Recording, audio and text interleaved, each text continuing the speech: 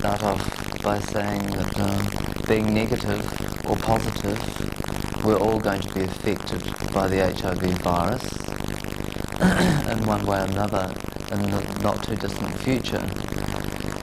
And I'd like to see something done with negative people having support before the next wave of the virus. I was first diagnosed in early 1985. I went through a denial period of around about a year where I just denied to all my friends that I just wouldn't talk about it, denied to myself and to my friends that I had the virus. How I got the virus, I'm not sure, but it doesn't really matter, because I could have got it through being a sex worker, through sharing a needle. They're the only two ways that I could have got it, but it doesn't really matter.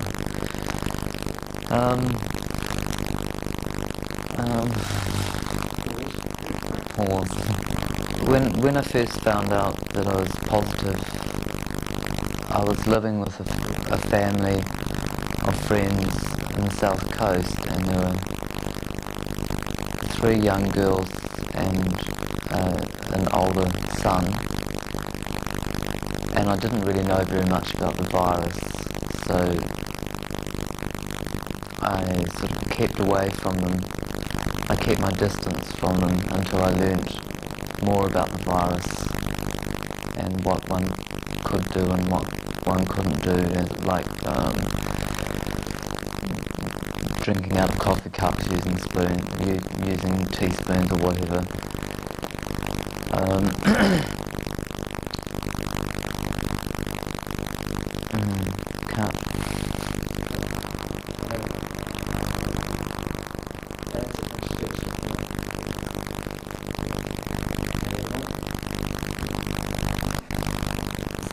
On the south coast, I moved to Brisbane with some friends of mine from New Zealand.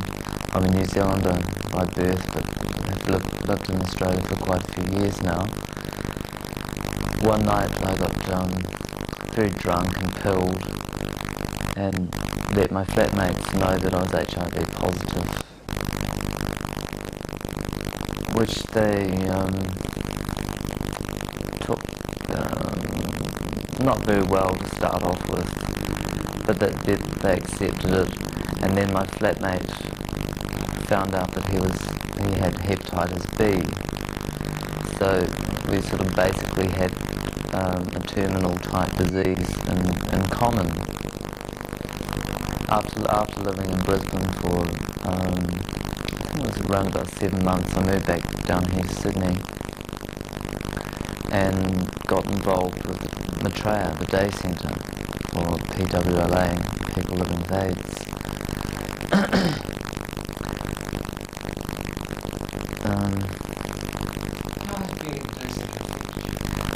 Being at the day centre has been great. I've been able to give a lot of support to a lot of people. I'm very artistically inclined, very clever with my hands. I paint, do ceramics, make silversmithing, lead light, where I can sort of bury myself into my art, and plus teach people if they want to learn anything like that. Counselling and support. The basic counselling that I got was from people from the day centre. So I didn't really go to see counsellors at places like Albion Street or CSN or groups like that. We sort of supported each other and gave each other support. And the best sort of support that I could give anyone or anyone could give me was to give love and positive thoughts, and that's the way I overcome my fear of dying. I cope really well with the fact that I'm going to die eventually. I'm going to die anyway. We're all born to die. But with the virus just means that my life is shortened slightly. I could be run over by a bus tomorrow. Easily. Pause. September of this year I turned 30, and instead of going back to New Zealand to spend my 30th birthday with my family, my mother came over from New Zealand. My mother is quite a religious woman, and she coped really very well with seeing me and realising that because I had the virus, I'd already informed my immediate family that I had the virus a couple of years ago, but they didn't really know that much about it, apart from pamphlets and flyers that I'd sent them. And she was really very happy to see that I'm not going to die tomorrow. She stayed for 3 weeks. I have an older brother, a younger brother, and a younger sister, and nieces and nephews, a son and a daughter. And they've all taken it really very well. My daughter knows about my status, but my son isn't 5 yet, so he doesn't know. And his stepfather, when he feels as though he's old enough, will tell him that I'm his natural father. His mother died this year in March, and I went over to Perth in February to spend a bit of time with her and to meet my son, who I'd never met before. And that was quite an experience. Her husband had fallen off a roof as his worked demolition. So I had him to look after, a son to look after, and my son's mother to look after, who was in the last stages of AIDS, morphine every 3 hours. And the disappointing part about it was the support groups in Perth, as soon as I arrived, they stopped coming. So I had two patients to look after and a very hyperactive 4-year-old. Girl, I really honestly don't know how I coped, but I survived the 3 weeks.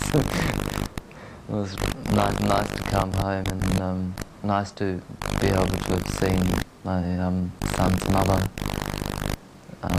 just a few weeks before she died. Pause.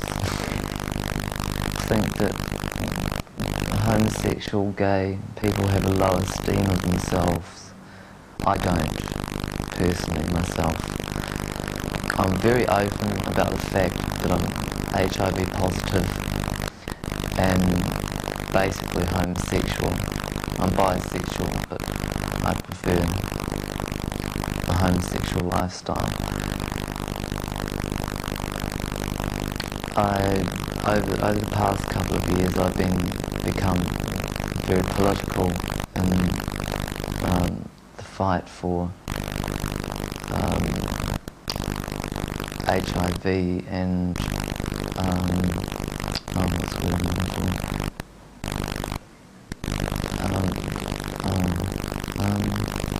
Non-discrimination, which in South Australia, a law has just been recently passed where sexual discrimination includes HIV, where you can actually get life insurance, which is a big step. Which is a big step. Pause. My attitude towards, to myself about death and dying, I've come to terms with it about 99%. Occasionally, I get a bit upset about it, having had so many people, friends, close friends, die around me. It doesn't actually upset me myself, it upsets me that I'm going to be upsetting people that love me, and the friends, and the pain that they're going to go through when I do die, because I know what the pain is like when close friends of mine have died, and a lot of close friends of mine have died. So that's basically my thoughts on dying. I've come to terms with it myself. Pause. Being HIV positive, I haven't really been sick. I've had one or two ARCs, which is AIDS-related conditions such as night sweats, a bit of diarrhea here and there. 3.5 weeks ago, I had an epileptic fit. Over the past couple of years, I've had 6 epileptic fits. This last one was quite a major fit. 4 hours after having the fit, I came to hallucinating, where a wardrobe would jump up off the ground and come flying toward me and just disintegrate a couple of inches in front of my face, or centimetres these metric days. And people that weren't there just came for me as well. So I called an ambulance and went to RPH, where they treated me really well, 10 points to RPH. But they gave me a lumbar puncture, which was not very nice. Three days after it, I was in so much agony. And that's the day that I took off to Adelaide for the Living Well conference, Living Well 3 conference, which was quite a successful conference. Half of the conference was well worth seeing, and the other half wasn't worth participating in. But we covered quite a lot of important issues, and there's still quite a lot of important issues to cover. There's being political about it.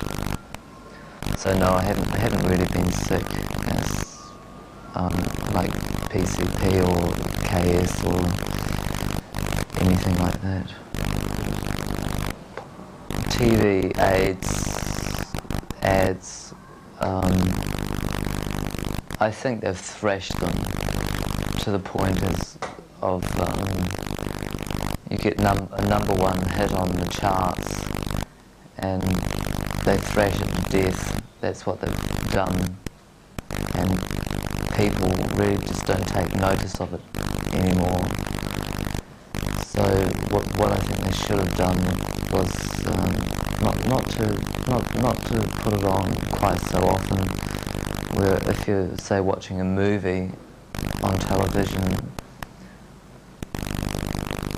every break you'd have the same ads on AIDS, and that's the time when people get up and make themselves a coffee or get another tinny out of the fridge or something like that.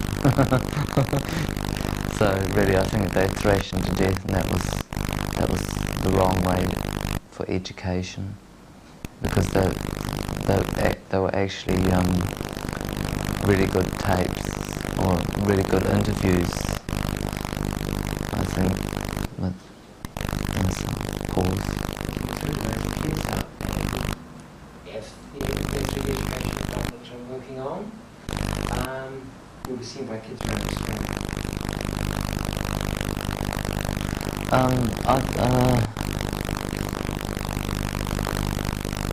I think what I'd like to say the education department and the health department wouldn't like.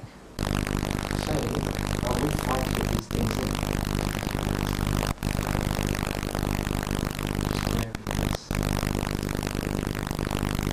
So anyway, Okay. if they say no, you won't allow you to put it on the table, I'll say why. I'm going to demand reasons, that's what people say. For instance, not Peter Cornwall, calling himself a dirty puffer, as being a reflection of public culture. David Cornwall was a puffer, and he was gay. Said this, a gay guy, some Chinese people, higgins. And I'm an artist. Yeah, so much talent. Beautiful people.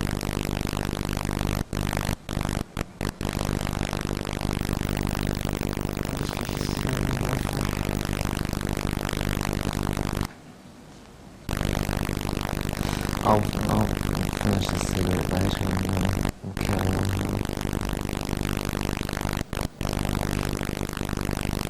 Education is a topic which I feel quite angry about. Why I feel angry is that sex education in schools is left far too late. You don't come across very many 13, 14-year-olds, male or female, that are still virgins. And they haven't been taught anything about safe sex. And what we don't want is another wave after the next wave, which is inevitable, of the virus. Because then it reaches, it's already reaching epidemic proportions. So as far as the Bible's concerned, the Bible's right. Most of the world's going to be wiped out. And it's up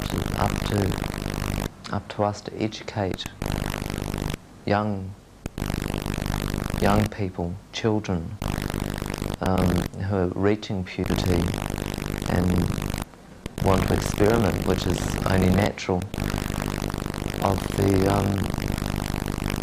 the downfalls and what they're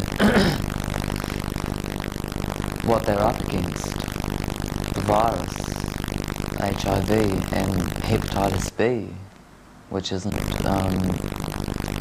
spoken about as well.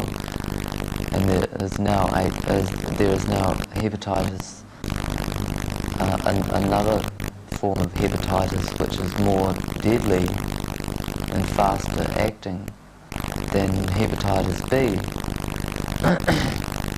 And kids just really have to be educated on these points, you know? Otherwise, what's going to happen? We're getting older. They're going to carry on from us, and we've already screwed the world up enough so far. Let's just look at the ozone layer, for instance.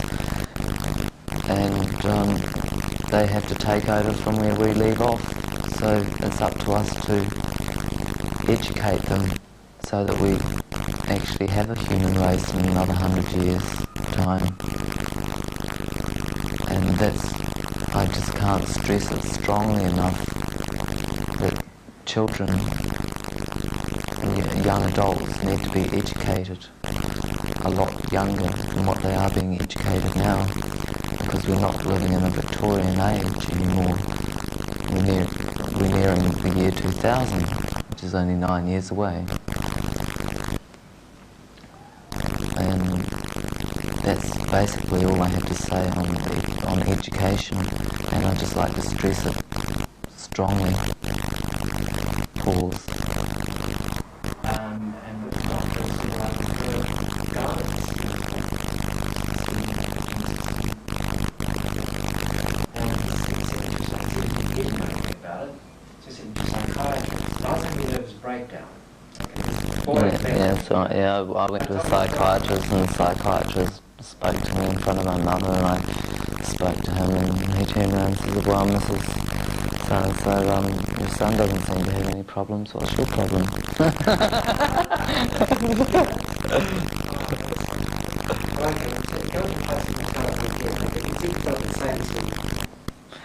Coming out.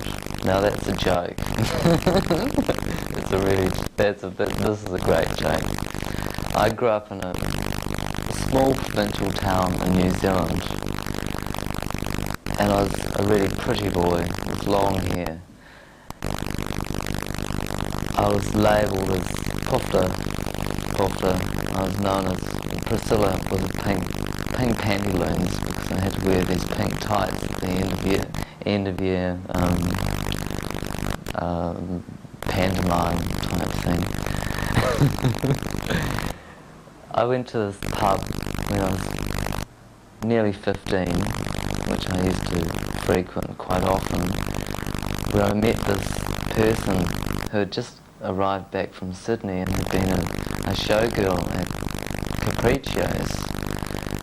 14-inch flares, patent leather clogs, platform clogs, and subsiding hormone breasts, and I thought, my God, that's what I've been labelled all my life. So it was really basically like coming out of the darkness into the bright lights. So that's basically the way I came out, and the first time that I ever had sex with a blatant homosexual, I ended up getting the clap.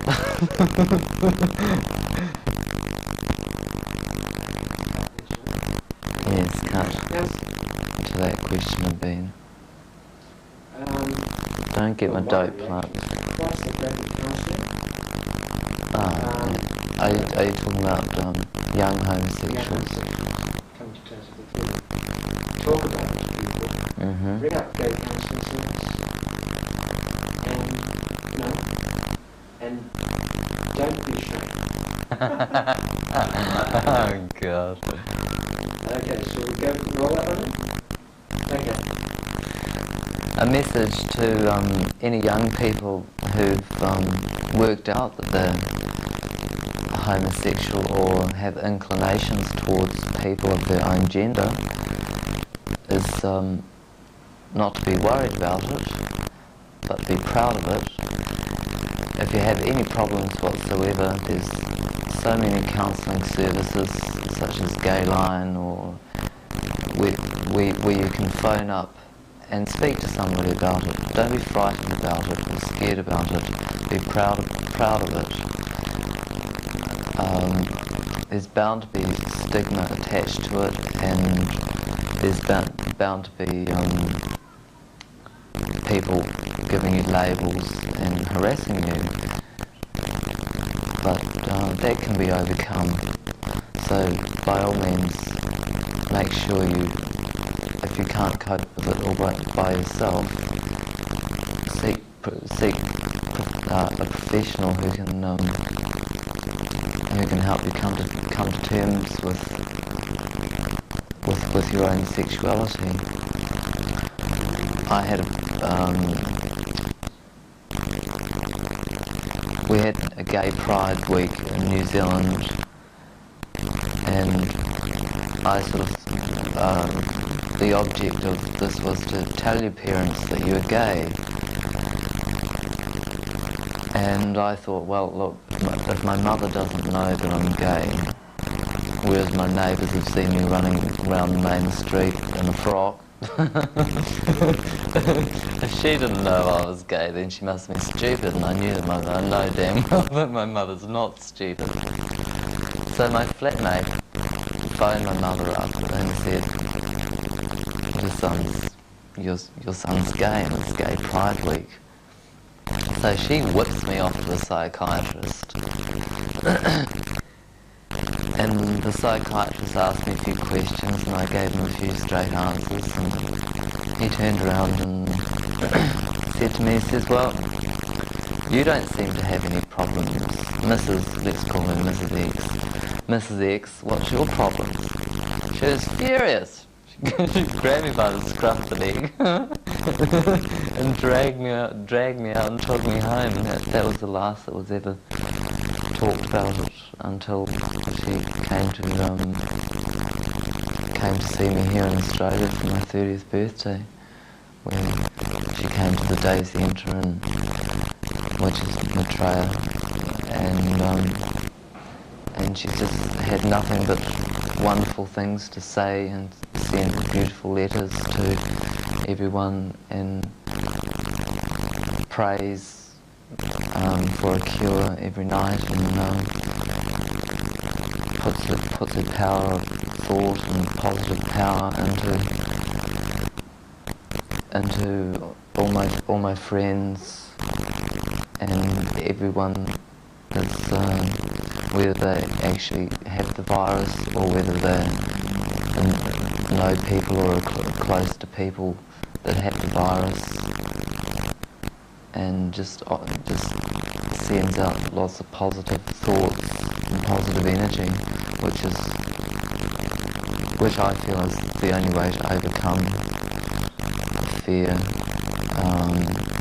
To overcome this is to be positive and think positively, because if you think negatively, then you're just going to fester, and this negativity is no good whatsoever. And pause. Can we go into something that life is possible? Previously to that, I was so schooled about how would you sort of express that? Because obviously you went through some kind of thing. No, I wasn't really screwed up about the idea. I wasn't screwed up. I was just shocked when I met my first blatant homosexual. I was shocked. Wow, this is me. This is what I am. This is what I've been labelled. I was shocked, but I'd come to terms with being called Priscilla all my life. You know? Even by my teachers called me Priscilla or Priscilla. So I just, the local prophet of small provincial high school. Good. Now, when I'm going to come, I think which is just there. We better World AIDS Day. Innocent victims. Can we come to World AIDS Day?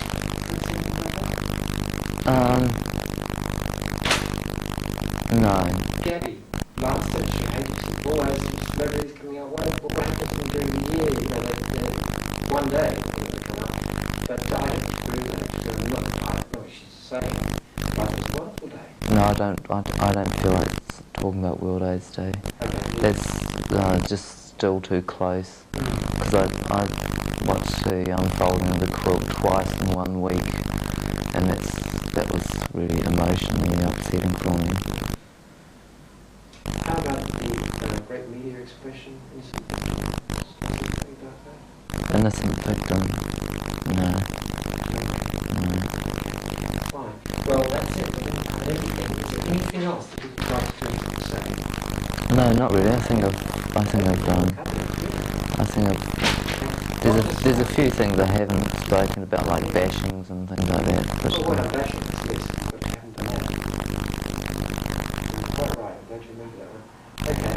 Then, favours.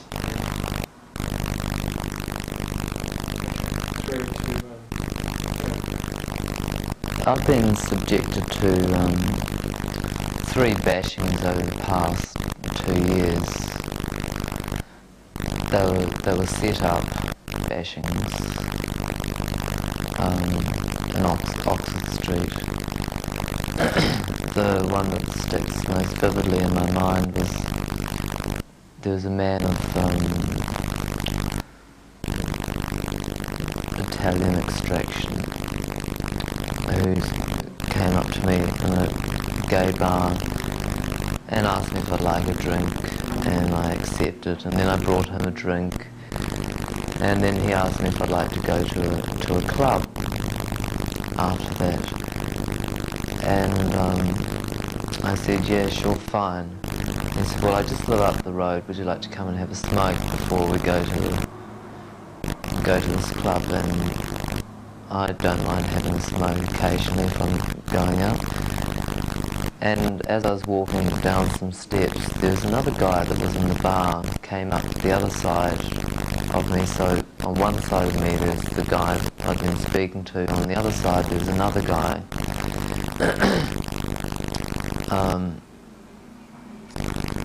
The guy that I hadn't been speaking to smashed a bottle, and I ended up with 15 stitches under here and there's a scar down here. I had to play dead, play possum before they left me alone. They said, oh shit, we killed him, and they took off. I immediately went round to the Central Police Station, where I asked for the gay liaison.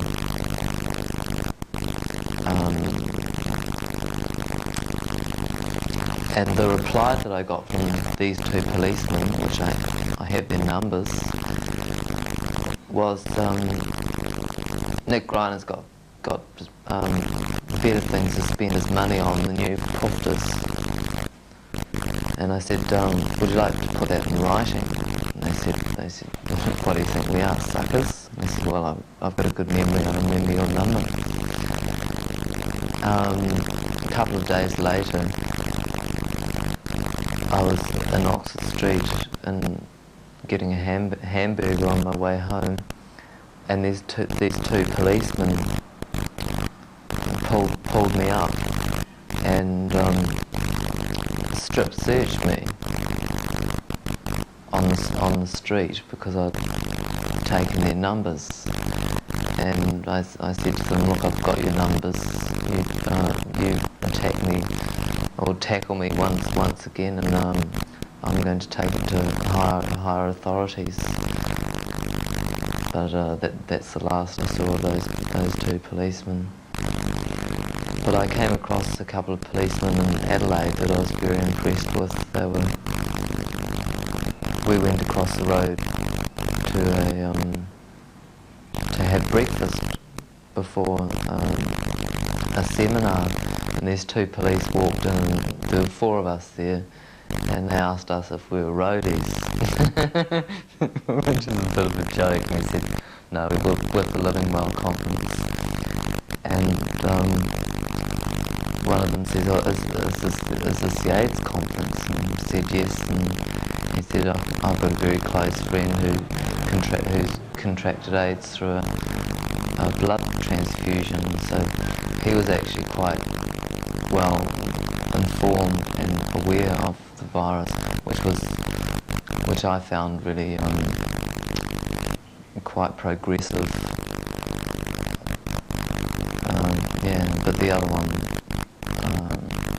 didn't impress me at all.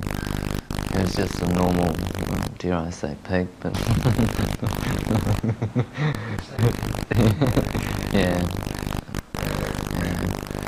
So that's gone.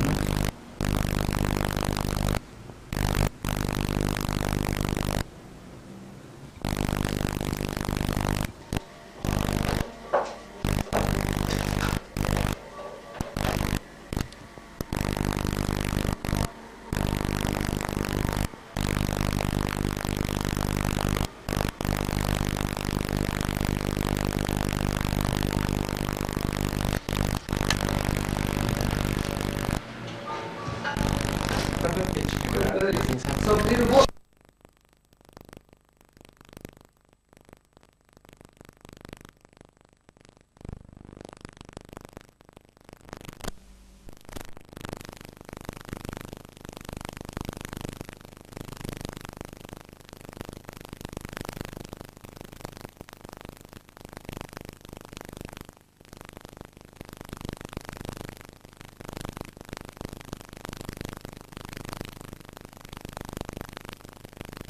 Keep it nice and loud. Give me a prompt. Have you done the audio check? Yeah. Now. We're rolling. Ready when you are. Too long. second, possibly third interview with Paris. What's the date? 1992. Yeah. 2 years on, down the track. Paris, you asked me to do a follow-up interview. What did you have in mind? Is there anything in particular you want to say now? It's 2 years. 2 years basically, and no sicker, no better.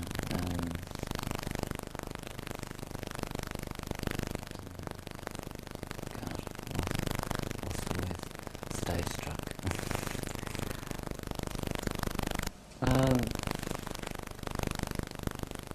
Well, what's been happening around in the closed,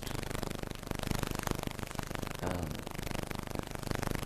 suppose you call it closed, it's a very small minority of the city population that I live with. The virus has grown so much in the past 2 years that it's causing at the moment a lot of conflict between places that have been set up and going, and new people arriving with the virus from all walks of life, right from the street through politicians, and people that have been using these places for a while. Basically, I think they're better than a lot of other people, and this sort of makes it political.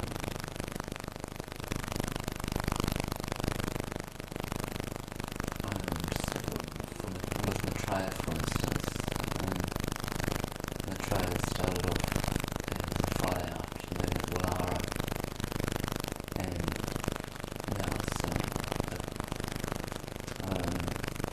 charity that has politics going on within it. And over 5 days a week, and not just 1 afternoon a week.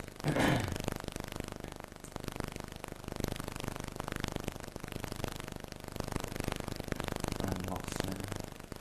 Don't you think it's inevitable, though, that when, with something like HIV, or anything really, any kind of action, where action needs to be, urgent action needs to be taken, either for change of law or change of anything, of caring facilities, whatever, that a certain amount of politics is bound to creep into it. And in a sense, we've got to ride all that.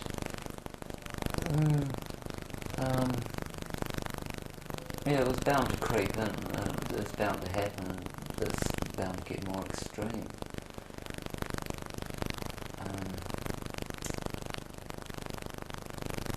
But that's just part of the growth.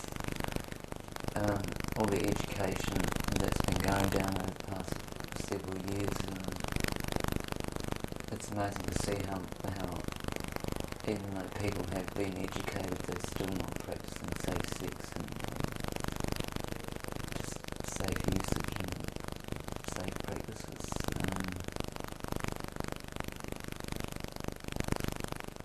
Even people going out of their way within the gay community to actually catch the virus, because they sort of feel as though they're going to eventually anyway, so why not get it soon? And it's a fashion, I suppose. A lot of negative people who have been tied up with positive people get very upset because they can't really find any support for themselves, having to they're supporting the positive people, and they can't really find very many avenues to vent their own frustrations that they find about death, losing someone, and coping with the virus. So what we really must look at is people that are positive or negative for some sort of support for them as well, because it's really growing quite rapidly.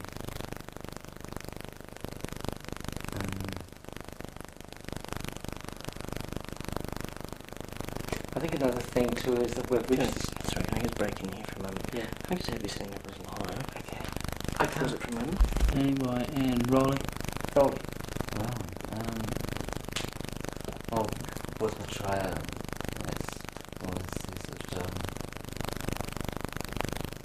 the population of Maitreya is a whole new group, and the original members, there's 2 or 3 of us left, so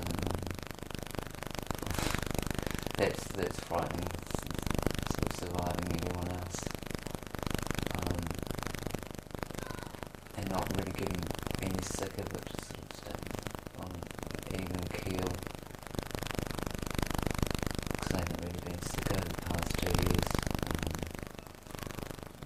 A few migraines and epileptic fits and compound headaches. Apart from that, nothing physically different. Lost a small amount of weight. That sort of goes up and down. What sort of therapy have you been doing, like drugs-wise?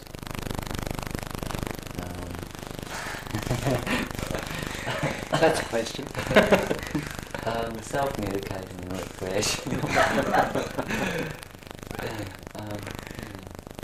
still enjoy partying.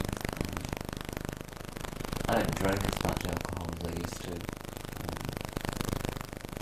Probably because I saw what I look when I'm mad dog at getting drunk. So I don't tend to get drunk as often as I used to.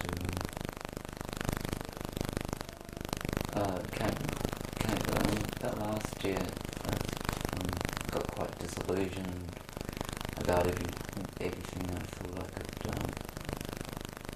handle death. I thought I was immune to death. Until Zaza's funeral. Zaza died on Friday morning and had a service Friday afternoon. Real Hollywood production.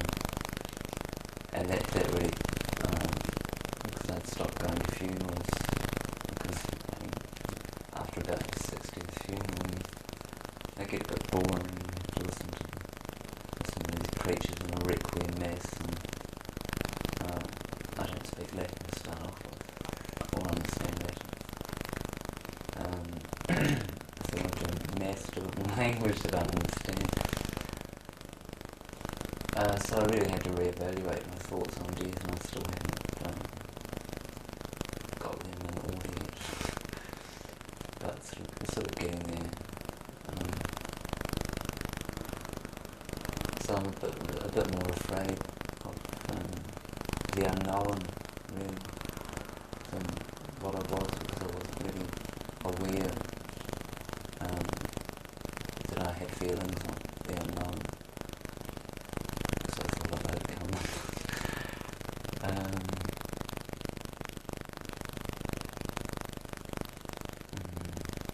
You're going to pause there. Pause it. Thanks a Oh, lot. Yeah, just a couple of minutes. We're rolling. Right, well, as far as drug trials and myself go, I've refused right from the word go. Anyway, sorry, before we go, just got to stop a sec. Time. And we're rolling. With drug trials, DDI, AZT, I hadn't agreed with right from the word go once they came out due to the toxicity of them. I feel as though I put enough toxins into my body without taking DDI or AZT. And plus, what I personally believe, sure it's fine, it works for other people, is that by taking AZT and DDI, gives the virus room to grow and take over you, and your mind's a lot stronger than the virus. So I don't bother taking it. I'm having trouble getting on a pension without taking AZT or DDI.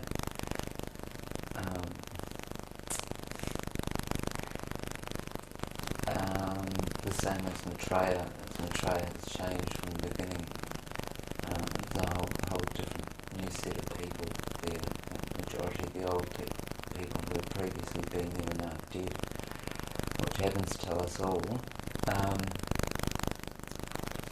And it's growing to the point of where there's a committee, a management committee and staff, and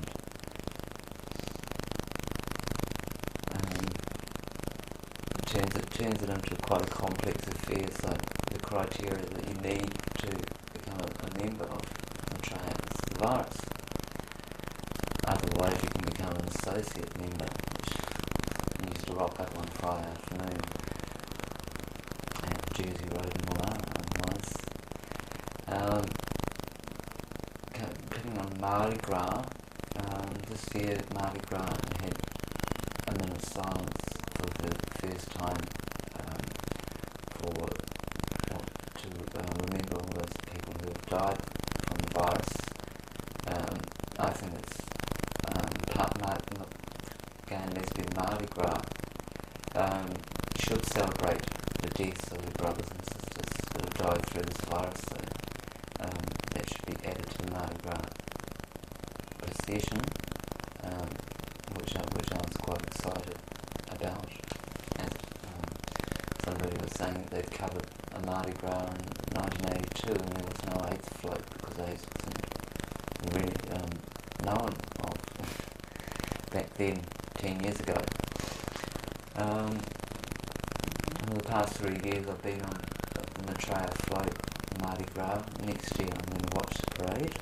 It's been years since I've seen the parade. I went to the party and I noticed that it was sort of boycotted by a lot of Sydney-siders due to the politics involved in gay and lesbian Mardi Gras becoming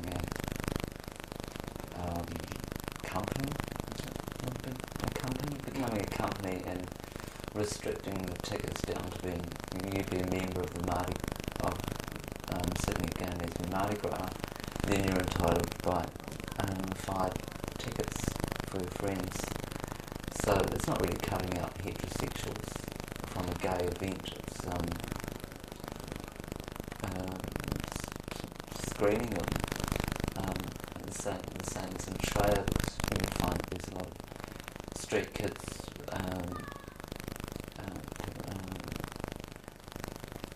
people who were lonely, people with screw loose or screw missing would drop in for a free feed, and was sort of detracting from Maitreya.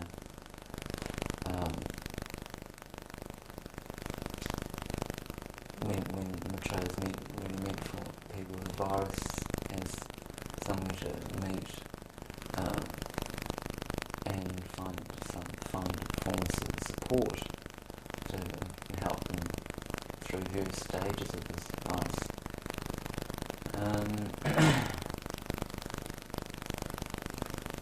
So it's already growing, and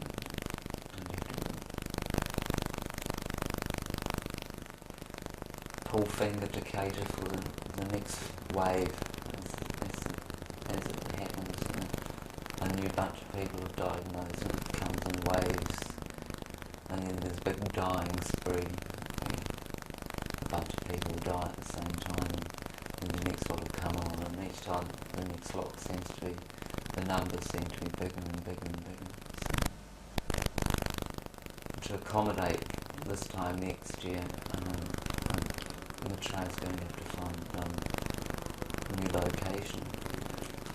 By then it will have got over its hiccups that it's having at the moment with new people joining in with the old people, and people who have endured the virus for longer.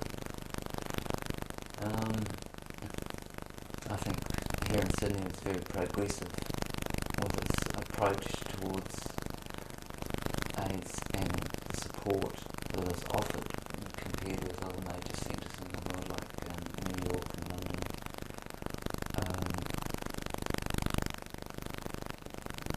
very lucky that we can have doctors and doesn't cost hospitalisation is free, provided, and it's not provided in other countries. And we're just staying far away from Australia. We have Asia, and we know about the sort of numbers that are growing in Asia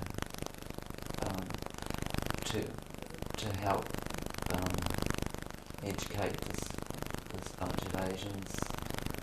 We really have to pull their before we can give a Western answer to an Eastern culture, and we first have to study the culture and pull the culture apart, because the education that they're getting, they're basically laughing at it because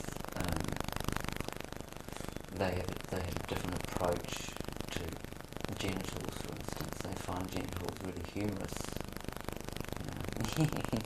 Something to giggle about.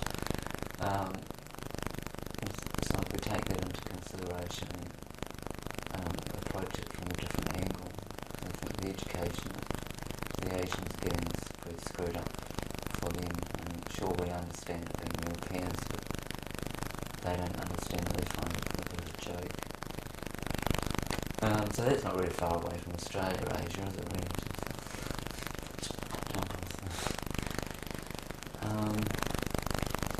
Mardi Gras was, from a float, Mardi Gras was quite amazing. A row of Asians all along the whole route, and once you look over the Asians, then you see the Sydney fellows and the locals. There's, at the party, there's so many Americans and English, Italians, French, Dutch.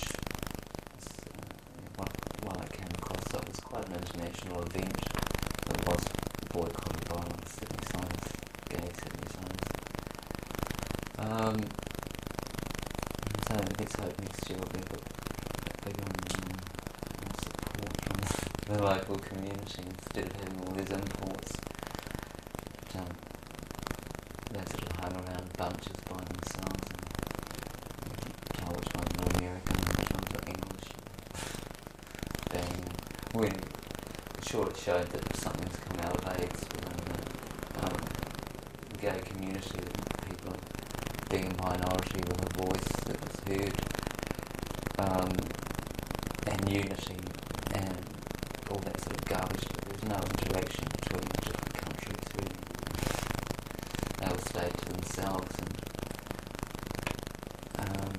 what sort of proves that homosexual arms are as secure as they used to be. That's the majority of them. Yes.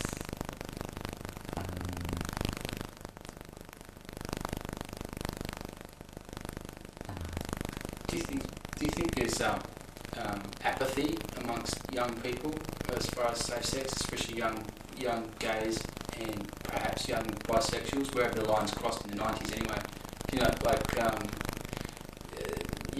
90s young people seem to be, as gay people, are accepted more. The crossover, there's a danger of crossover happening there, of the HIV virus going into the heterosexual community via young people. I don't really know. I can't answer that question because I'm not 19 any longer.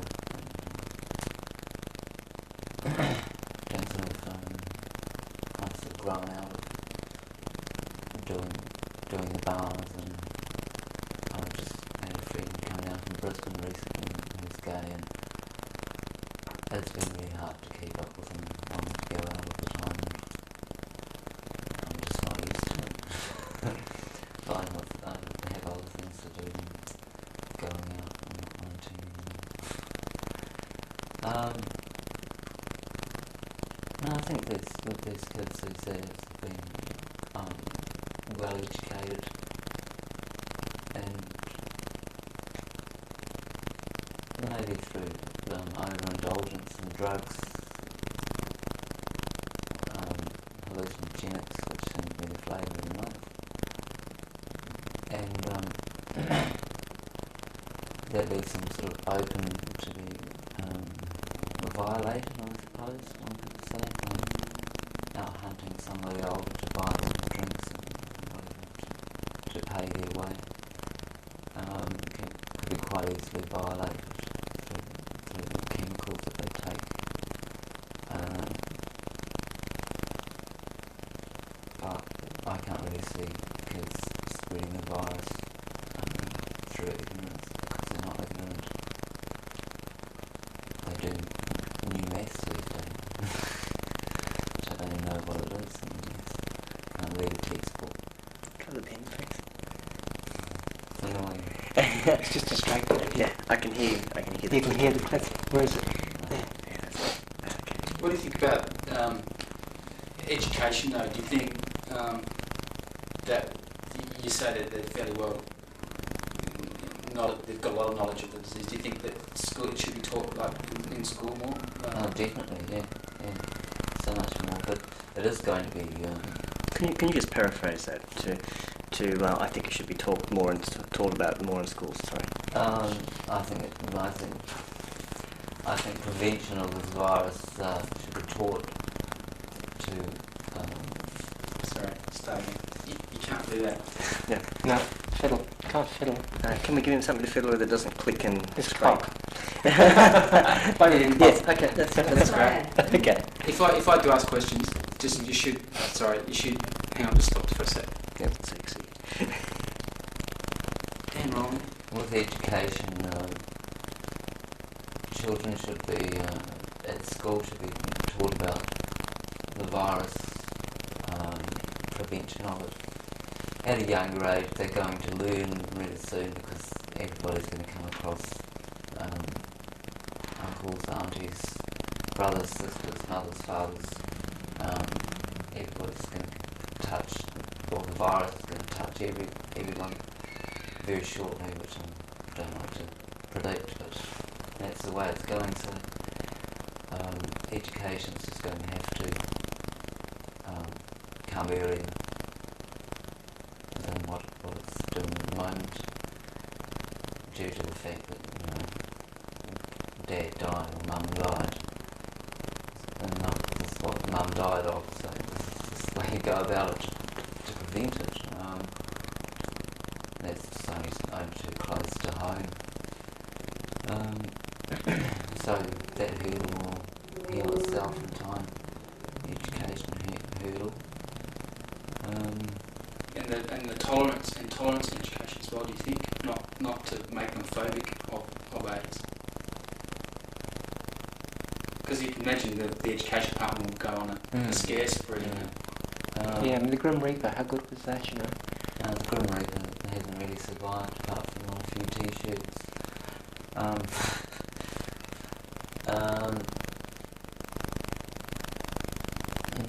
No, I think that the virus has worked enough within the gay community for the gay community to be recognised by the heterosexual community that they sort of helped, and they started the ball rolling with education.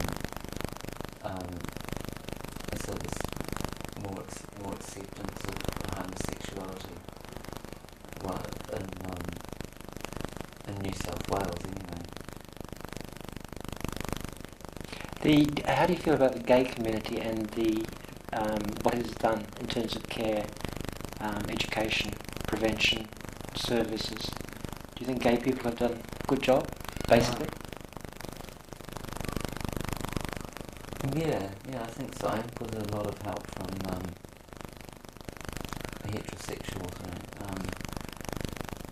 The group, the force from the group that's put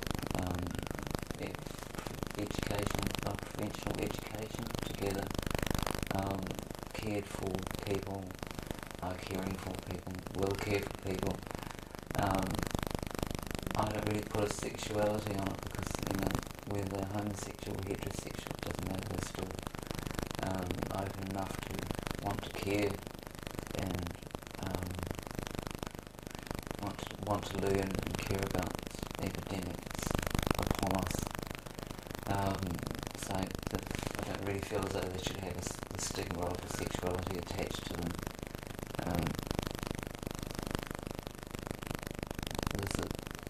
AIDS now become an industry,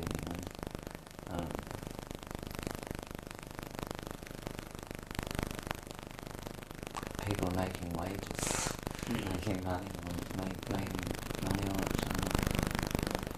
on education, prevention, pre and post catching new lives. Just changing subject slightly. Since you last spoke to the camera, basically, have you told any more people about your being HIV positive status, and how have they reacted, if you have?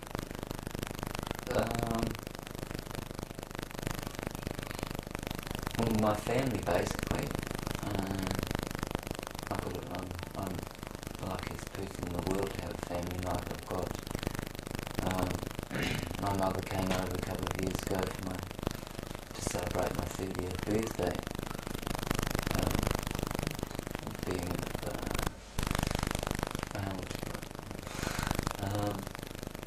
Being a fundamentalist Christian, I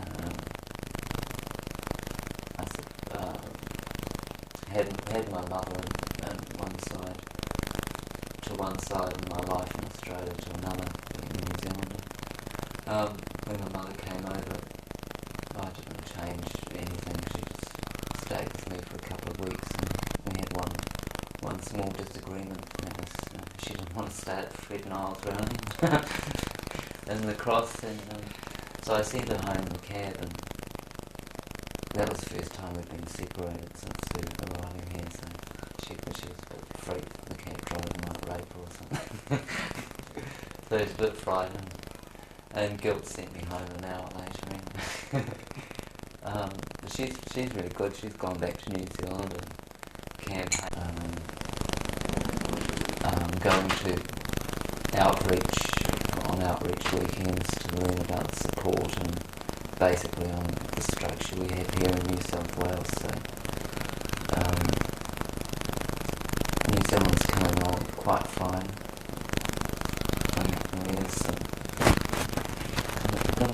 Really? The New Zealand quilt t-shirt this year. Maybe that's a cutaway, I think. Get those cutaway here. Okay.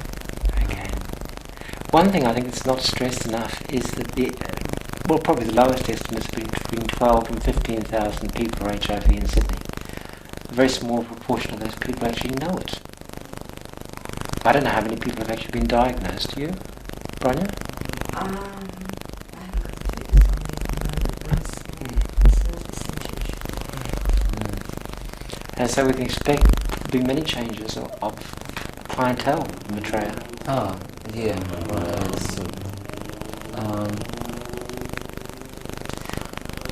I don't particularly know if really it's healthy for some people to know they have the virus, but really to treat everybody as though they're positive until proven negative.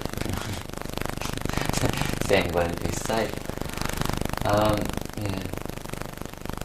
Some people, I don't think, could handle the idea of being tested and come up positive. I think we find damn more suicide around sort of knowing or having been educated over the past few years on HIV and AIDS for people who actually come up positive would freak them. And I think if they knew anything about it.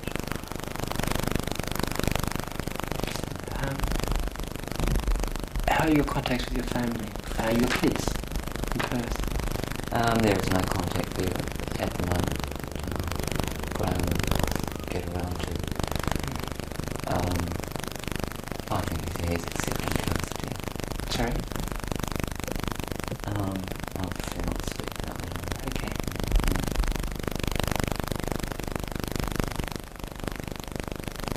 I hope to get to Abigail, my next daughter. Totally different to the other one over here. Totally different to Ruth. Anyway, it's not my story. I better not rattle on. I want something from here. Okay. Cheers. Can you see anything there? Let's see. It's most as we would have done before last time we were I'm here. just trying to see whether we might want to get a different reaction from them. The same thing. See whether your ideas have changed on those subjects. Oh, they're bound to. Yes, as you continue to grow and continue through. Yeah. It's amazing, isn't it, how people change? I mean, even going to the day centre, when you meet the same person again and again, you start sort of go, gee, that attitude's changed a little. But, yeah, okay, see, once you see that, Okay, go over. Mhm. How do you think, since the last interview, about a year and a half ago, how do you think you have changed in that time? How I've changed.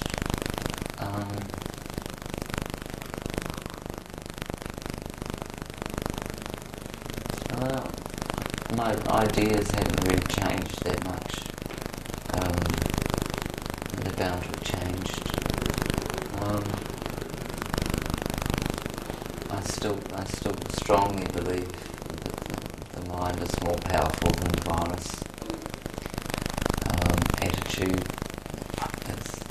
can overcome.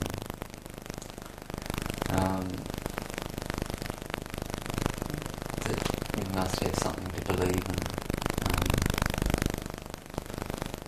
To believe in yourself is very important, and to care for yourself and give yourself something before you go giving it away. Because you can give and give and give and give, and soon then you're drained. So be open to receive as well as giving you.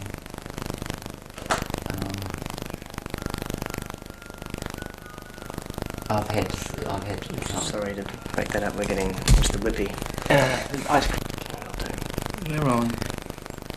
Paris, funny question. Do you have any regrets? Regrets? I have do a I few. have any regrets? No. I don't. No. I believe I'm here for a reason. We're on. Rolling. Regrets?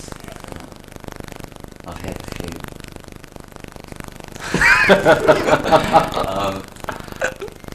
No, I don't really have any regrets. I've learned a lot. I think I'm here for a reason. I won't share with you the reason yet. I'm not sure. Yeah, I think this is all part of the master plan somehow. I sort of caught the virus in the beginning. I was using the needle or unsafe sex. Well, it was with the same person anyway, so whether I caught it or gave it or whatever, doesn't matter, the fact is it's there. What comes next? Question 2, which I haven't got. I can't think of. Let me think. It's another good thing to go into. How do you believe you got the virus? Either through unsafe sexual practice or sharing of a needle, which only happened both instances only happened once with the same person, so who gave it to who is another question, but the answer happens to be that it was passed on. My reaction hasn't really changed, it's just growing with the times to accommodate the new growth that was predicted, which is happening, and hopefully to prepare for the next wave, make it easier for them to pick up with the other people who were directing this whole scenario aren't here to direct it anymore, and there's jobs that need filling. In the capacity,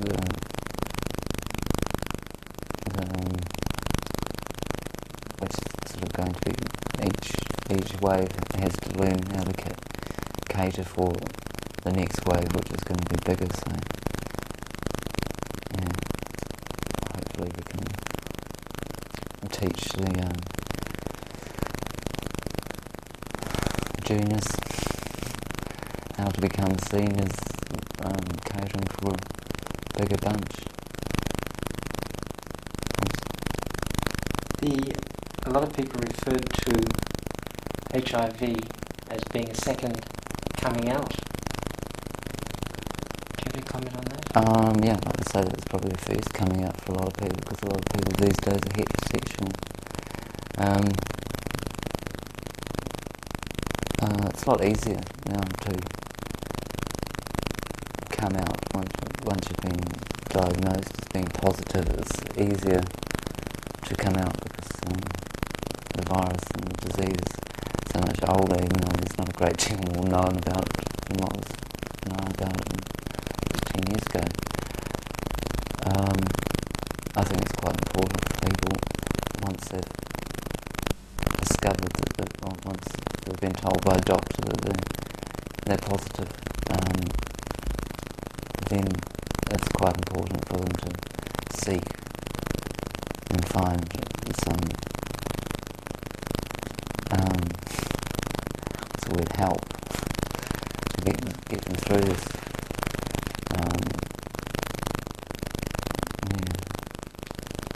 That relates to stigma. The problem of coming out about being HIV really relates to the way society in general has stigmatized it. What do you think about that? That's changing. That's changing on a daily basis. A daily basis.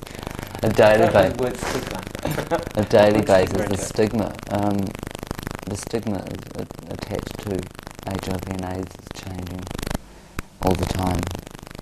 Like the population of people with the virus, it's changing all the time.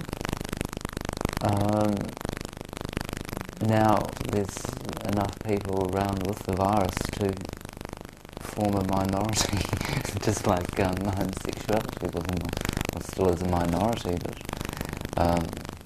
seems to be a minority with a voice.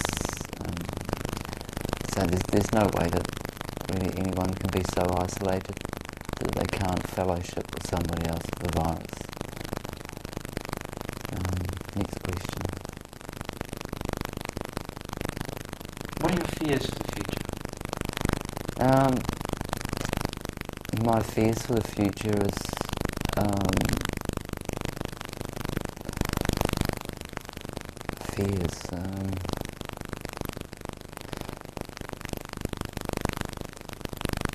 that the next person coming along to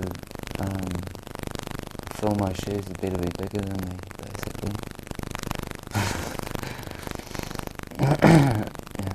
It's been a hard job living this long, knowing what I know. It's been a learning process right from the time I first admitted to myself that I was positive. As I said before, I went through a denial period for about 18 months, and it's not true. It's not true.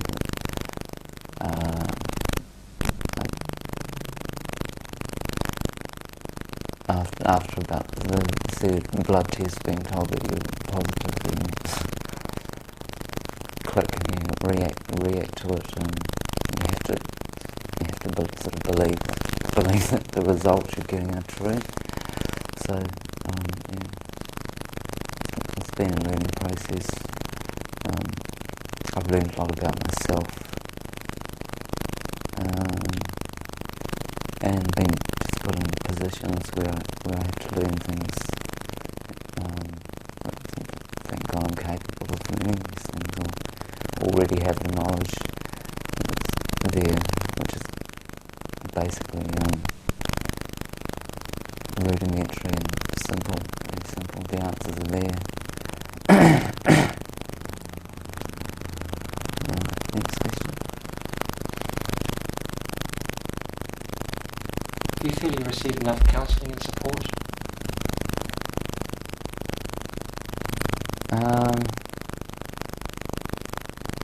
Yes, I think so. Yeah, if I know when I'm not receiving enough support and counselling, and I seek it. Have you experienced victimisation because of HIV Um, or being gay?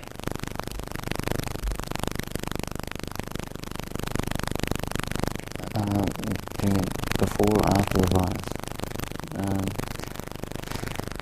After. No, not in Australia, no. No, not really, probably. How has your family reacted? You Um, touched on that briefly. Yeah, my family's reacted really well.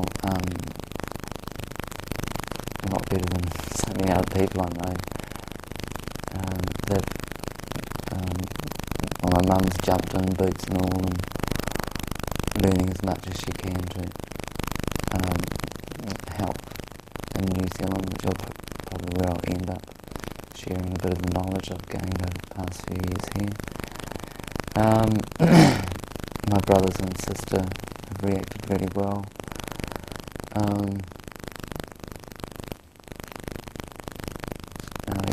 My entire family knows about it. They watch me growing up being effeminate and labelled a homosexual before I really knew what homosexuality was. So I suppose the next thing that comes is, AIDS. Well, prime example.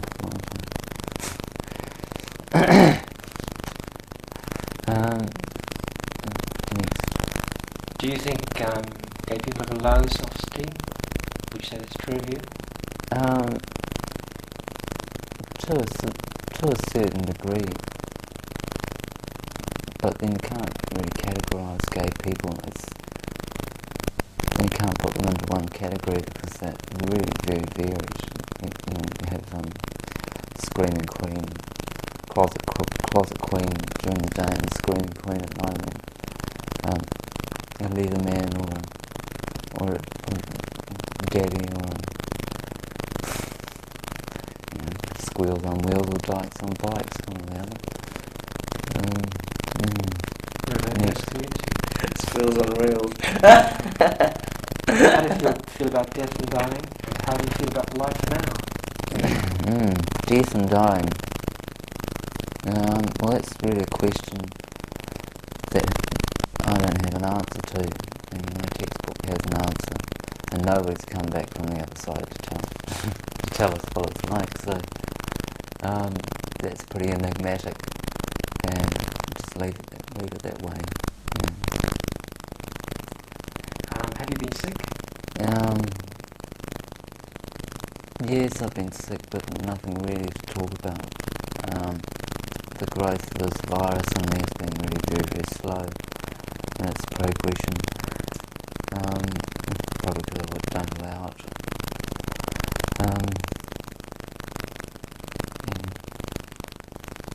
Do you think Australia's doing a good job in terms of educating people? It's trying to do a good job. You can only you can lead a horse to water, but you can't make it drink. I think the education that Australia has to offer is top class education, creative, and aim for everyone living in Australia. Everyone, whether literate or illiterate, can understand the education that is being offered. What advice would you give people who have contracted the virus positive? Don't stop laughing to start off with.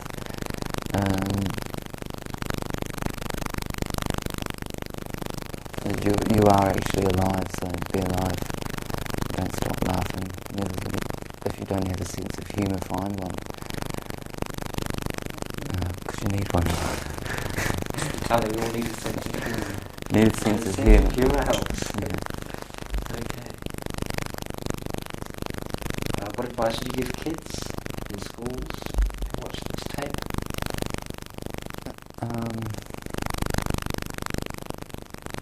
What advice? Well, if you watch this tape so far, you know about safe practices, use them, and that everybody is positive until proven negative. So, and then the results aren't always factual. Next, Coming out of the HIV closet. coming out of the HIV closet. We've done that, haven't we? Yeah, I think I covered that. Bashed, victimised, harassed. No. Um, Homophobia. No, Homophobia, AIDS-phobia. no, not recently. Medication. No. Treatment for HIV. No. Career. Past career, that is. No, leave that because we've done that with the other one. You're on a pension, are you? No. We've covered the pension. Denial. You went through a period of denial. So what do you do now? So, Yeah, how do you how, manage how do you... I'm fighting a bureaucrat still. Well, I'm not. What, to get the pension? Yeah. Say something like, I'm fighting the... I really My have. health is not good. I did earlier. Oh, did you? Oh, Mm. okay. Innocent victims. Innocent victims. Innocent victims, I don't think there's anything such thing as an innocent victim anymore. The only innocent victim that could possibly be which segregated themselves away from the unity of having HIV were people that caught the virus through blood transfusion. That would be the only innocent victim that ever was, and they're paid for it now. So by being paid for having the virus, the lawyers segregated or tried to put a wedge in discriminating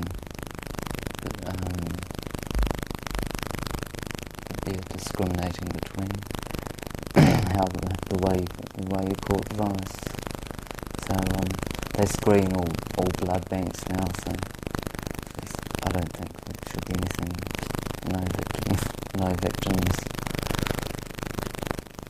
That's it. Homophobia. 2 weeks or what's that? 2 weeks of queen. Male and female sexuality differences. So it's a different thing. Well, we've covered all those points. So, hello, one question. What? How did you feel about your family and parents' recent contacts when telling about your HIV status? How did you feel about their response, their reaction? The reaction from my mother was quite overwhelming. She already sort of knew what I'd been keeping from her for a couple of years. Her reaction was really supportive and too supportive. I've got nothing to complain about my family at all. They've just been overwhelmingly brilliant. And share a lot of love, which is an essential part of getting over the initial shock of having the virus and coming to be able to live with it, coming to terms with it. How did you could you tell us more about how she overreacted, you think, perhaps, or became overly protective, or what was the thing that bothered you?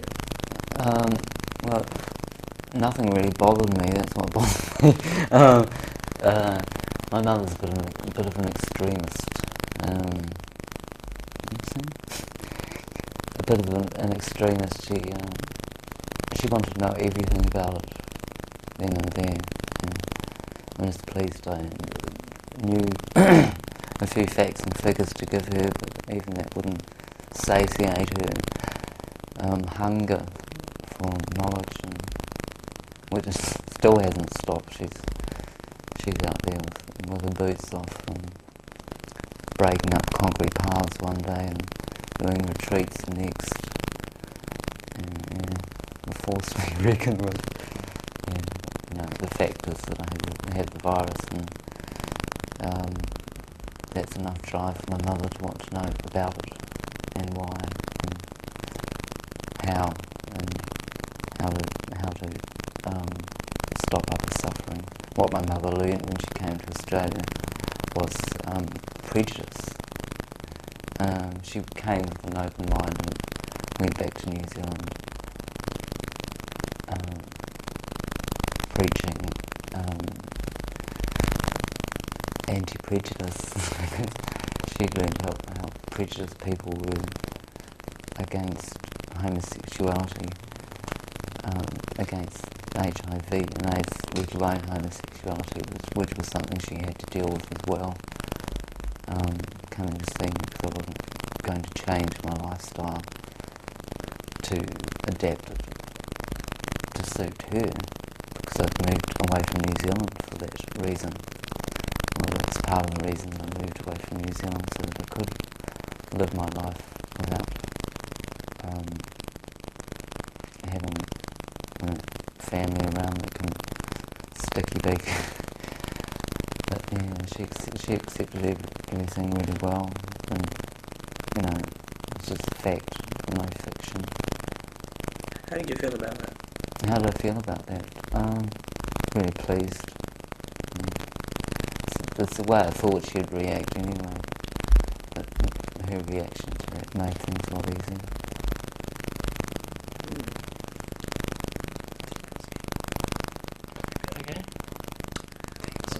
Okay. Do you have anything humorous that you want to, if we might go a little bit wider? Funny Do you have stories anything, to New Zealand. New Zealand, yeah. You've got a good story behind that? Yeah, the pattern around the outside is the Maori symbol for two cultures. The yellow is for gladness, the purple is for hope, and the green is for the grass. Where is she? The fresh air and sunshine. Fresh air and green grass. And clean, relatively clean. Yeah, and environment. clean air and There's no sheep on that shirt. Oh, shut up. They don't get HIV because heterosexuals that attack them, isn't it? Do sheep use condoms now? anything. No, they had gumboots though. So, when you were doing, you went over there just to see that project, or? No. No, mother sent it to me. Oh, right. Along with all the clippings. What, you imagined her going down, was she going down there to? Yes, yeah. Going down there. I get this vision of a woman in gumboots going down there. No, she's a Leo and she wears pearls. Well, pick up that. Very feminine, elegant woman.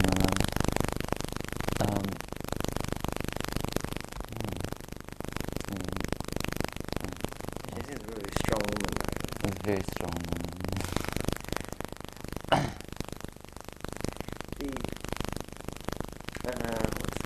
Can you think of any other funny things that have happened to you recently?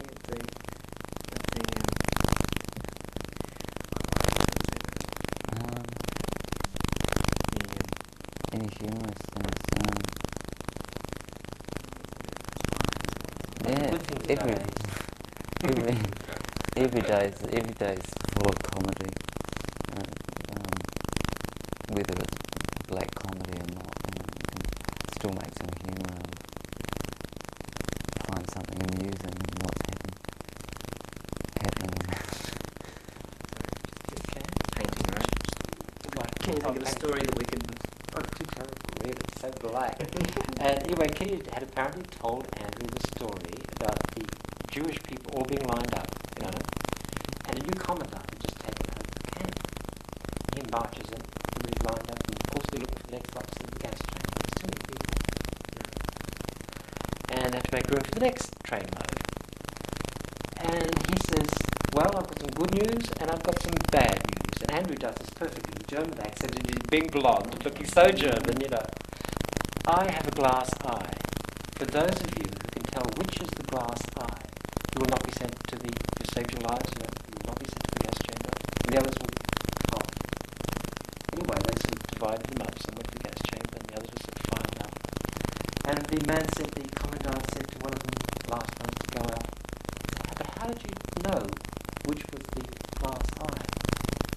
And the guy looked up and said, that one looks more human.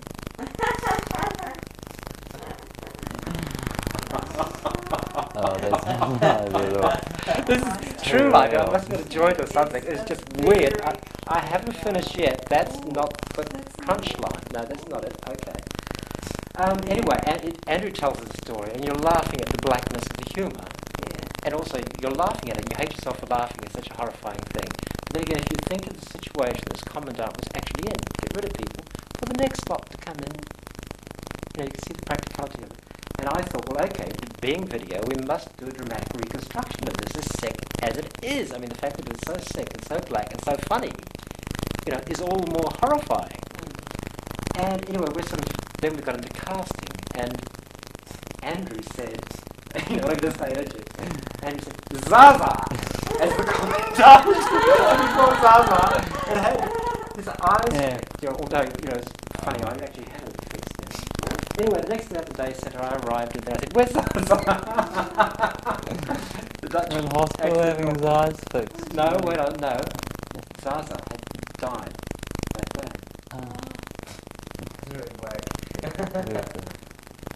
He never recovered after falling off the Mardi Gras float. Nobody fell off the ship. I wanted to both be strapped in. And there am I sitting at the memorial service with Zaza lying in the coffin. The coffin wasn't open, did you know? No. In a favourite blue number, clutch bag and high heels. And a skunky wig. Yeah. Oh, was it? Oh, really? Yeah. Oh, cool. I think trying not to think through glass the eyes. But I mean, life is hilarious, really. I mean, you just don't believe these things, until they actually happen. I must be going on the bed. This is all too weird. But I don't believe it. It's actually happened. Anything light? Anything light that we could make light and funny? Have one. Funny, not funny. Nothing.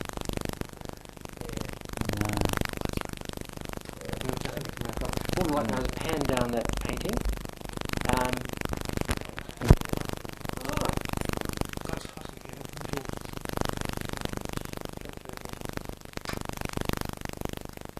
We'll drop all stuff back on. It's a good picture, isn't it?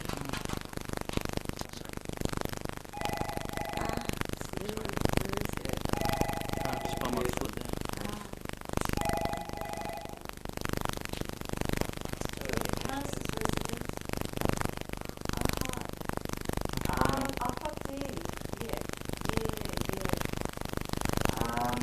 Shopping at Plains Market in Future.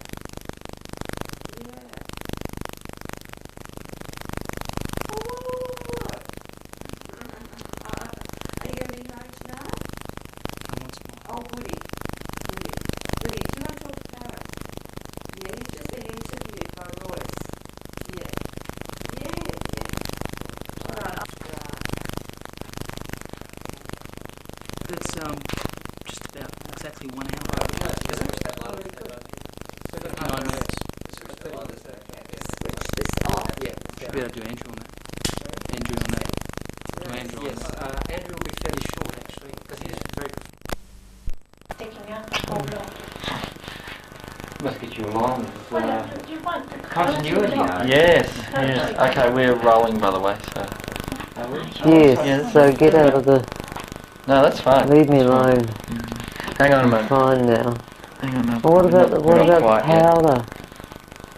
What? You've got the powder and the rouge and the Oh! Yeah, right. dusting. Okay, let's go. Royce, you ready? Okay. Rolling. Action.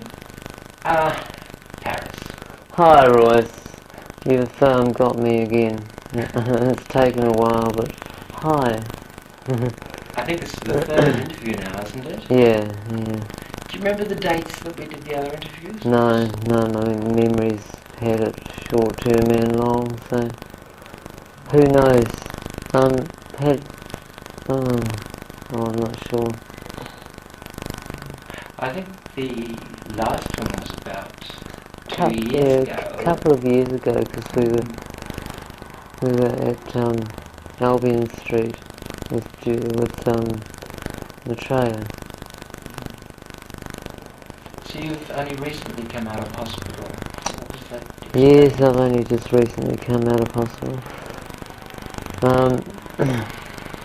A good friend of mine died and I went into hospital with pneumonia the day after his funeral, which was shown on the ABC, I think it was it? What is? Oh, you mean Lottie? Yeah, Yes. yeah, yeah, Yeah, Lottie. yeah. Well, I went into hospital with pneumonia and lost roughly 8 kilos in 3 days. So they knew to look for this fabulous disease called MACE, M-A-I, M-A-I-S? Yeah, that's the way it's spelled. It's a bit like TB and fluctuates sort of, you'll have a bunch of people will get it, then no one will get it for a while, and then the rest of it. And they gave the medications they gave me were really very heavy, and I went through incredible depressions for. I thought I knew what depression was until I had this stuff, and it was only lasting sort of 7 hours a day, which is a long time.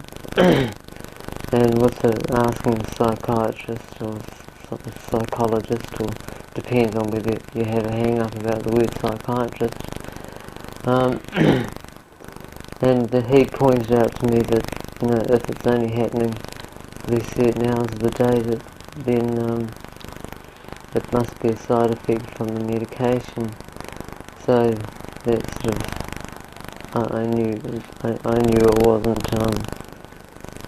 the depression wasn't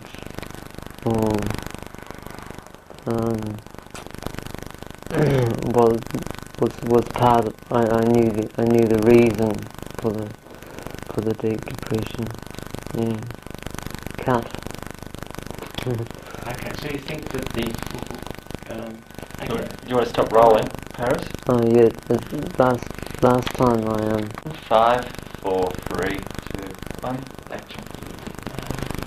So basically, well, one of the medications, or a combination of the two medications, after six weeks of coming out of hospital, I had an incredible doubling up pain in my abdomen, and managed to crawl to the telephone and call an ambulance. And being involved with HIV and AIDS and asymptomatic diseases and that, you don't really think that if something goes wrong it could possibly be appendicitis. That was the last thing from my even though it wasn't an appendicitis. I just sort of thought, well, that's strange. You think all these really strange things, and yet it could be just something common like an appendicitis. But what had happened was that my bile duct had dilated, so there was nothing coming through, and it was quite painful. So they drained me off, and I had bags hanging out of me, and a bit anxious, and didn't really want to see anyone. Didn't feel good. I had here comes the vanity. I had long, thick, luxurious hair, and sort of being a hairdresser, I was really very proud of my hair. And over the 6 week period that I was on this medications, my hair, every time I put a comb through it, was just a pile of hair. So towards the end, I was going to have it cut off, and which I've had cut off now.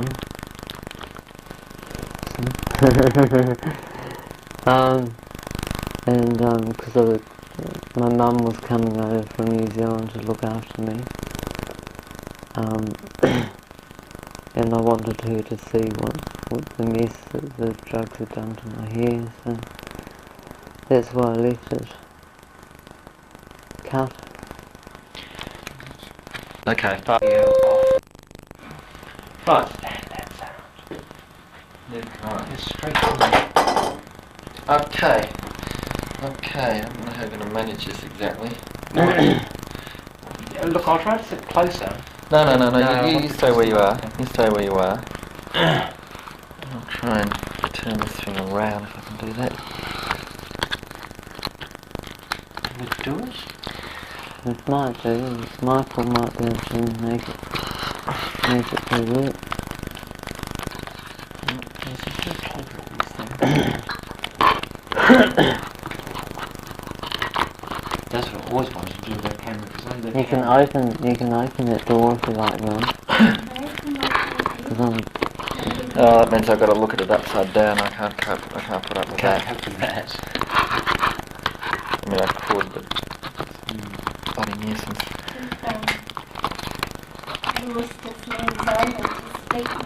Yeah, well, I'll work Now, from this side. what sort of question would you like to ask me next to give me warning? Okay. Okay, Royce, you can get as close as you want. I can work on this side. I can. Yeah, I've got that monitor anyway. That's all I really need. Yeah. Okay, That's and right. we're rolling now, by the way. Sorry. Are we? Oh, Yeah. good.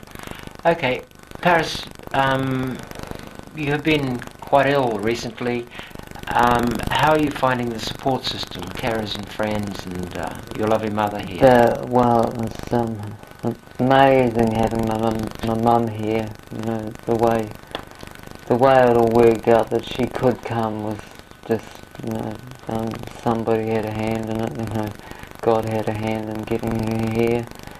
The support system is amazing, but it's been really very, very draining, you know, having to interview by this organisation, that organisation, and having to keep a diary and never having kept a diary before, and and getting into routines, and that is very tiring on me, and I'm sort of building my weight up. I built it up to from the time before I got Mace. I built my weight back up. So I have to at least maintain it. So before my energy levels will start going up.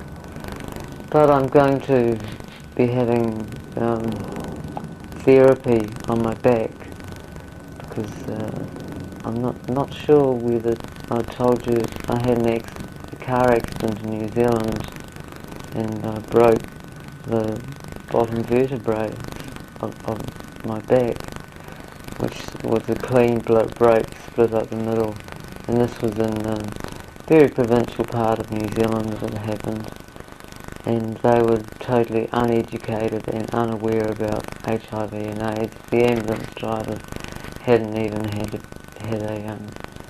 a briefing on HIV and AIDS. So they all had their own thoughts and ideas, and for my first night in hospital, I needed to have a bowel movement, so I asked for a bedpan.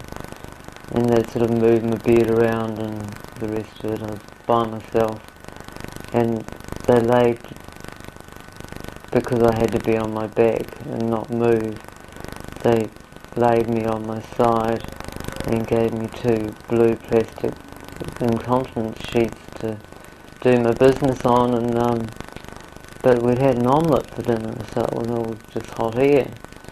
And they'd positioned my bed so as the nurse's call wasn't within reach, and I was pretty frightened about my back and amazed that that I was going to be able to walk again. And so I let out a loud wolf whistle after 2.5 hours of freezing my butt off in the cold air. It was really cold in that part of the country. I spent 11 days on my back, and the second day I was there, the only nurse that would have anything to do with me I suggested to her that the reason why I'd had such a bad night beforehand was because they were frightened and didn't know how to deal with the situation. So as I'd given a few talks to high school students, I offered this nurse if there were any of the local health professionals would care to come and have some sort of education on HIV and AIDS, because I'm reasonably well versed, having been in the misery business for years.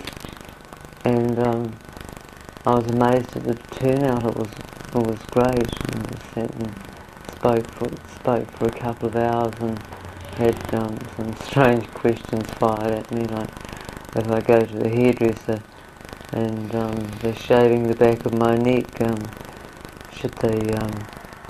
What do I do? What do I do? Do I let them use a cutthroat razor, or? And I said, well, who knows? You better be safe than sorry. So use a big, just a disposable razor. So and the usual ones like mosquitoes and can I get it off mosquitoes, and can I get it from drinking out of a cup,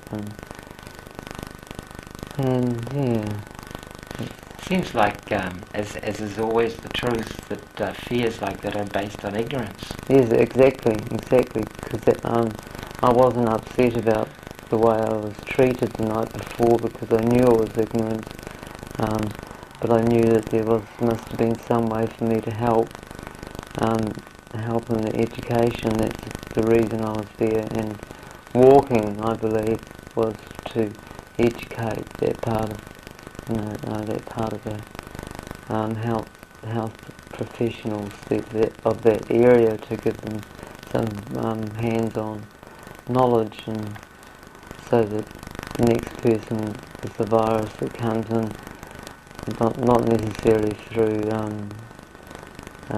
asymptomatic disease, but for something else, wouldn't get the treatment that I got, because it wasn't very nice.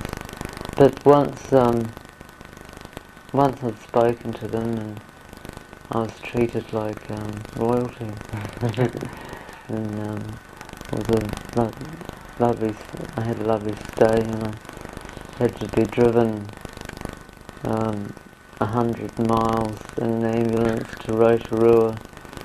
The accident happened at Taupo. It was a car accident first thing in the morning. We stayed overnight because the road was too dangerous for us, so we stayed overnight and took it slowly, and half an hour's drive pulling off the road to take some photographs of some waterfalls that I didn't have any photographs of. Took the corner too fast, that wasn't signposted, and crashed and went through the barrier and ended up on the other side of the little gully type thing.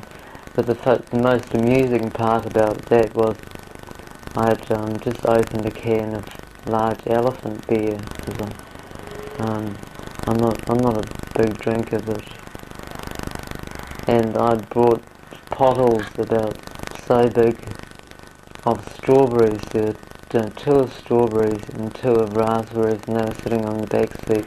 On the impact, foam and froth went everywhere. All the strawberries and raspberries came over the front, so it looked like a massacre. All this foaming blood. Yeah. So that was good that I was able to educate them somewhat to make it easier. But education is still just so necessary. The people are having a bit of a lull in the thoughts, AIDS is something of the past. We can forget about safe sex or believe each other. So you think that in a sense we've failed with the safe sex message? Oh no. The population of heterosexuals that are coming up with the virus is getting bigger and bigger and out of control, and plus with the amount in the third world countries coming up, then they're just going to have to realise that, you know, that was just the first wave. Yeah, that was just the first wave, and I've had the virus for a long time, and I don't have very many friends that I made when I first discovered I had the virus, because it's just not here anymore. All gone, you know. And there's a younger set of people coming through, and a different group of people as well. So there's a bit of conflict within some of the organisations, and queenie bitchiness and misogyny and classism and things. But there's a lot of good things going on as well.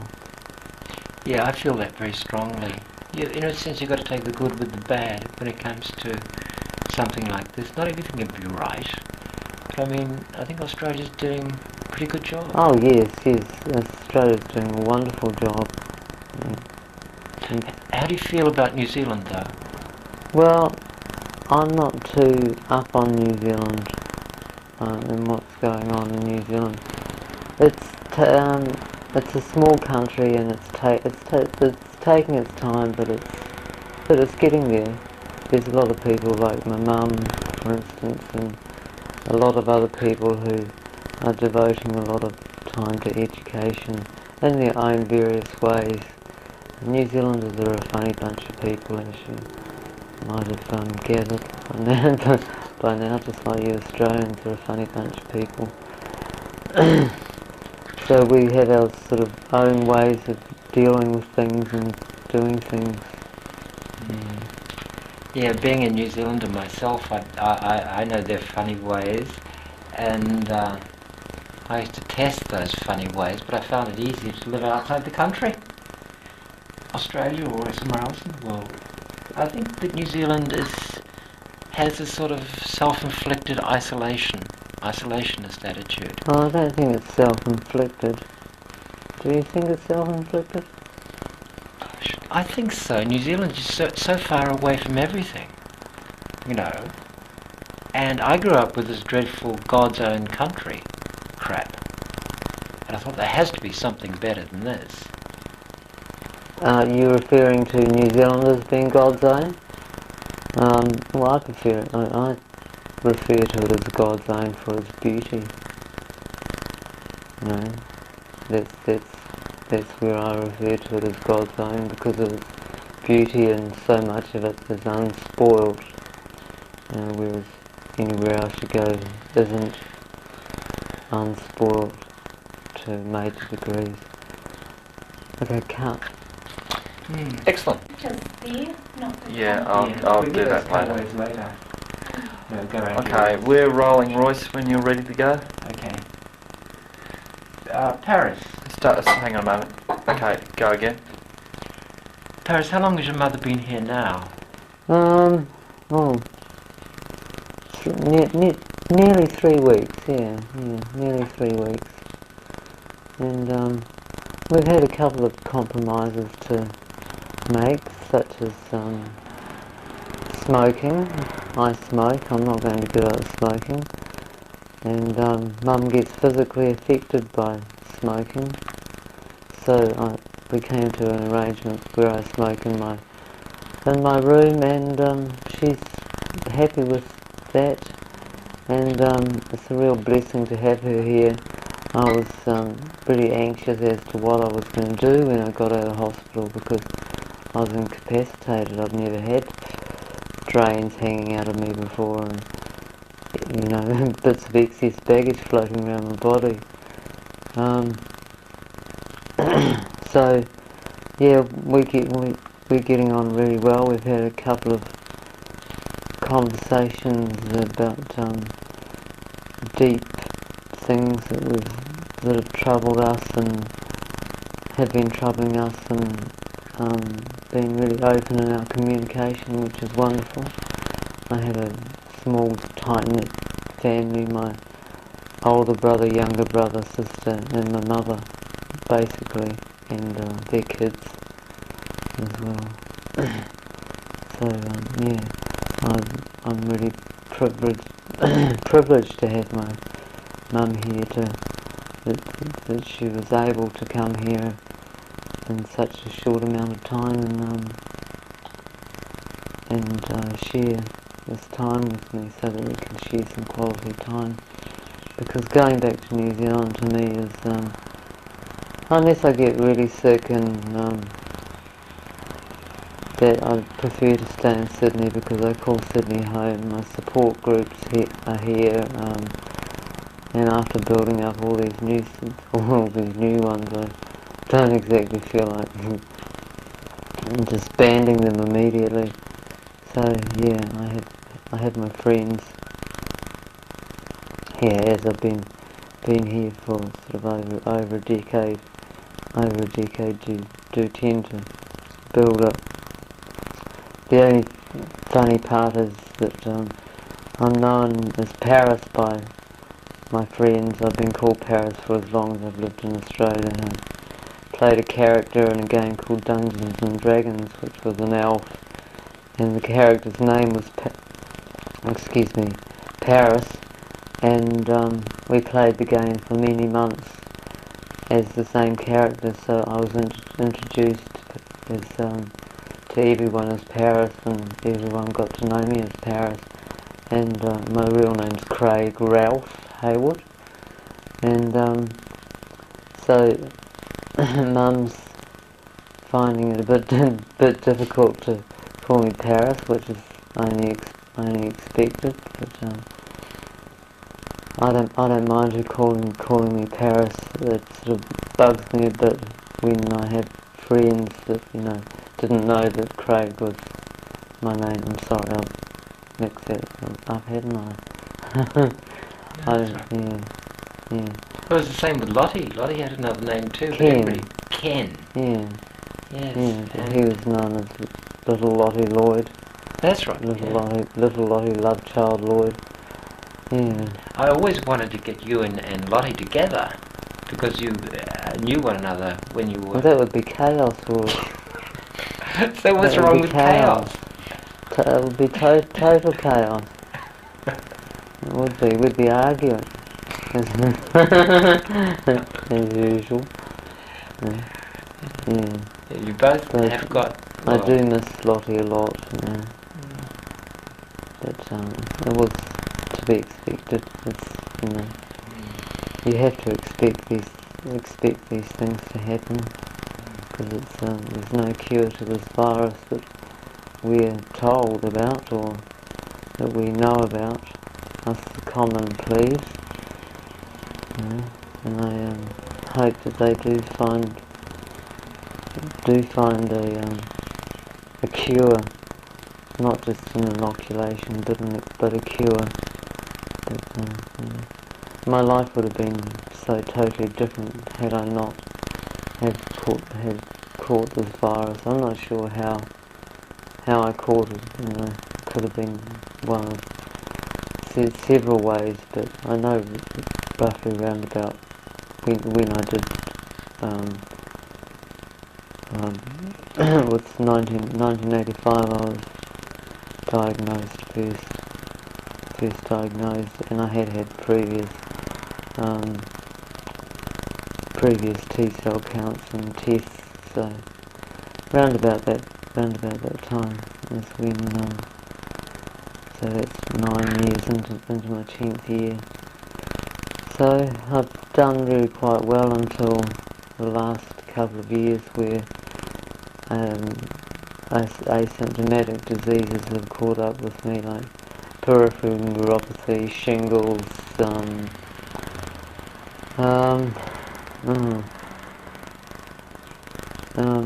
pneumonia a couple of times, and then this latest biliary system muck up, and two of the the peripheral neuropathy came as a side effect from DDI, which is a sort of known side effect, and the dilation of my common bile duct is, well, the doctor said it's either the medication or the actual disease MACE, but I believe it's a combination of a couple of the medications, because what I went through while my body was getting used to these horrific drugs, I'd have to put it down to that.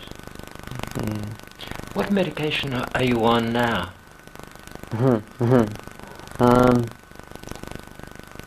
Loads of them. I'm on antibiotics, things to help me sleep, things to, I'm on morphine, slow release, for the pain in my legs and my back, and a new pain in my side from where they put the little piece of plastic, and so I suffer a lot from pain, but I'm seeing a physiotherapist twice a week for my back, because that's where the majority of my pain is. I thought I was going to have to live with my back getting worse for the rest of my life, but there's a possibility that some of the calcium around the outside of the bone can be broken away, because it's can be broken down through sonics, whatever, or modern technology, which would be great. It'd be great to not to have to rely on morphine so much. Even though I think that a lot of the doctors had very archaic ideas about morphine. I believe it's the 90s, and nobody should have to be in pain and uncomfortable. I don't think they should. But that's that's my own personal view on it. It seems to me, I know from my own experience of living with AIDS, but that this interview is not about that. You go through enormous experiences spiritually. Oh yes. Yeah, you grow. Well, you know that you are terminal. Once you work out that you're terminal, then automatically you're going to start growing spiritually. That just goes without saying. Are you afraid of death? No. I don't want to suffer. That's all. If I get sick, where I'm suffering, and I've seen a lot of people that suffer just to stay alive, and their life has no quality. I'd like to have quality of life, and not be kept alive on tubes and machinery and stuff like that. I just want to go quietly in my sleep. But then again, who doesn't? And my family have accepted that that's the way I feel, and they're really great about the whole thing. And I'm so lucky to have a family that I can communicate with and that I love, and they love me back the same amount. I'm so lucky, because there's so many horror stories out there about the way people are treated that have the courage to tell their parents that they're HIV positive, or they have AIDS, or that they share it with their friends. So Cut. Yeah, cut. 5, 4, 3, 2, 1, action. Being a person living with AIDS myself, one of the things that interests me is the spiritual development that very often comes out of the experience of realizing your own mortality. Yes. Well, people don't really deal with the idea of death until they're confronted with death, and that's when that's when understanding your own spirituality and finding your inner peace and your God within you. I'm a Christian, and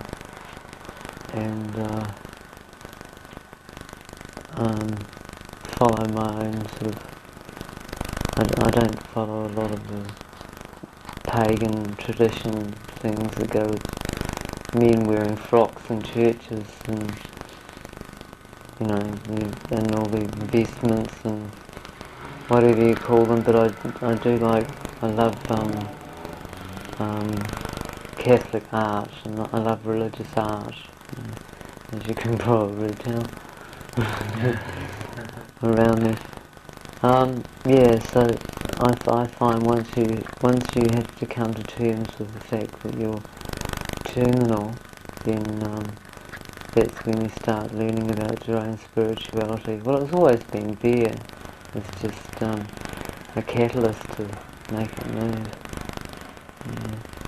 Yeah, when I look back on my own life, I think, oh God, I've wasted so much time. I've had a lot of fun and experiences doing it. And ever since I was diagnosed HIV, I said, it's crunch time. Whatever I want to do in my life, I have to do now. And I've never worked harder since then than I have now. I've just never worked harder. You probably never had the drive that you have now, either. Yeah. Well, I would like to. I'm feeling tired after this. So if there's anything else you'd like to ask me, we could put this in the can and pull it out at some later date. Can we just have one pan from Paris's feet up and over to the monitor and zoom in on the monitor? You're going to get feedback like crazy. Well, it doesn't matter. You've got feedback. No. So I'm worried about these interviews you see. Talking heads. Most boring television is what it comes down to. Move quickly enough, we'll still see his image on the screen. Well, yeah, I know. Yeah, well, but that's all right. No, okay. That's all right. That's enough just shot. go for it. Yeah, that's nice. Go for it. Am I still Look at rolling? the cameras.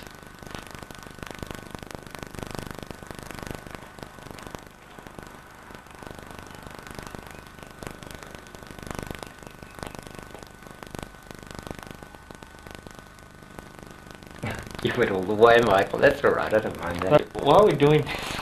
Just the cutaways. Okay, here we You go. haven't got any cutaways. Paris, you just want to... Oh, we'll just talk... Oh, never mind. Anyway.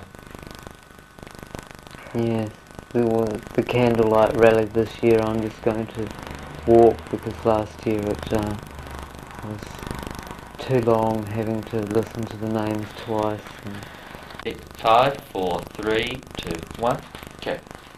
Okay, we're three-dimensional people. We've got the lighting set up and the camera is rolling. And I'm talking to Craig's mother. She knows him as Craig. All her friends know him as Paris. She tells the story of in his tape. Okay. I'm terribly sorry I've forgotten your name. Beery. My Beery. name is Beery. Beery. Everybody calls me Beery. Oh, it's a strange name. Cut. What? Well, not that Okay, so rolling. wide. You Beery, can, take 2. Okay, 5, 4, 3, 2, 1. Go. Hi Barry, you've come over to help Paris. How do you feel about that? well, I feel it's a real privilege for me to be here. Craig specially asked me to come, and when he asked me, I didn't think I could manage it. I knew I could get here and get home, but staying in Australia was a different story. And Craig's dear friend Sandra Lynn told me that I could have a carer's pension over here. So because of that, there was no reason why I couldn't come. So she asked me how long it would be before I could actually be here with Craig, and I suggested about 2 weeks. But when I got the ball rolling at home, I was able to get here within a week, which was really lovely. And things just fell into place very nicely. One of my sons came home to stay with me, so I've left him looking after my home in New Zealand. And my daughter's assisting him with various things, and I haven't got any worries about back home, so I can just concentrate on helping Craig. That's excellent. I mean, very often with this AIDS thing, people are rejected by their families, sometimes by their friends and so on. How do you feel about that? Well, it's about 5 years since Craig first told me, and I shared the knowledge with my children only at that stage, and we kept it to ourselves for about 18 months. And when Craig was going to be 30, I had a trip to Australia for his 30th birthday, which was my first trip over here. And Craig took me to his daycare centre at Maitreya, and I met a lot of his friends who were so open with me in explaining to me about their story and how they had the virus or AIDS, and I felt very privileged to hear all these stories. Some of them were really very horrific about how their families had totally rejected them because they were gay or had the virus or had AIDS. It was very sad. I seemed to get a lot of information in that trip 3.5 years ago, and before I came home I said to Craig, I feel as though my life has really been enriched. What do you want me to do with that?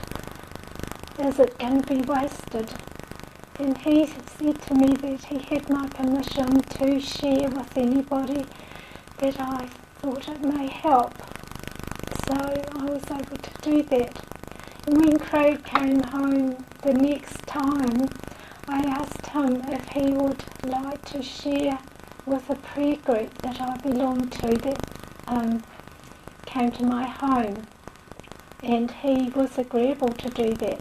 So we actually asked another prayer group as well to come, and some of my dear Christian neighbours.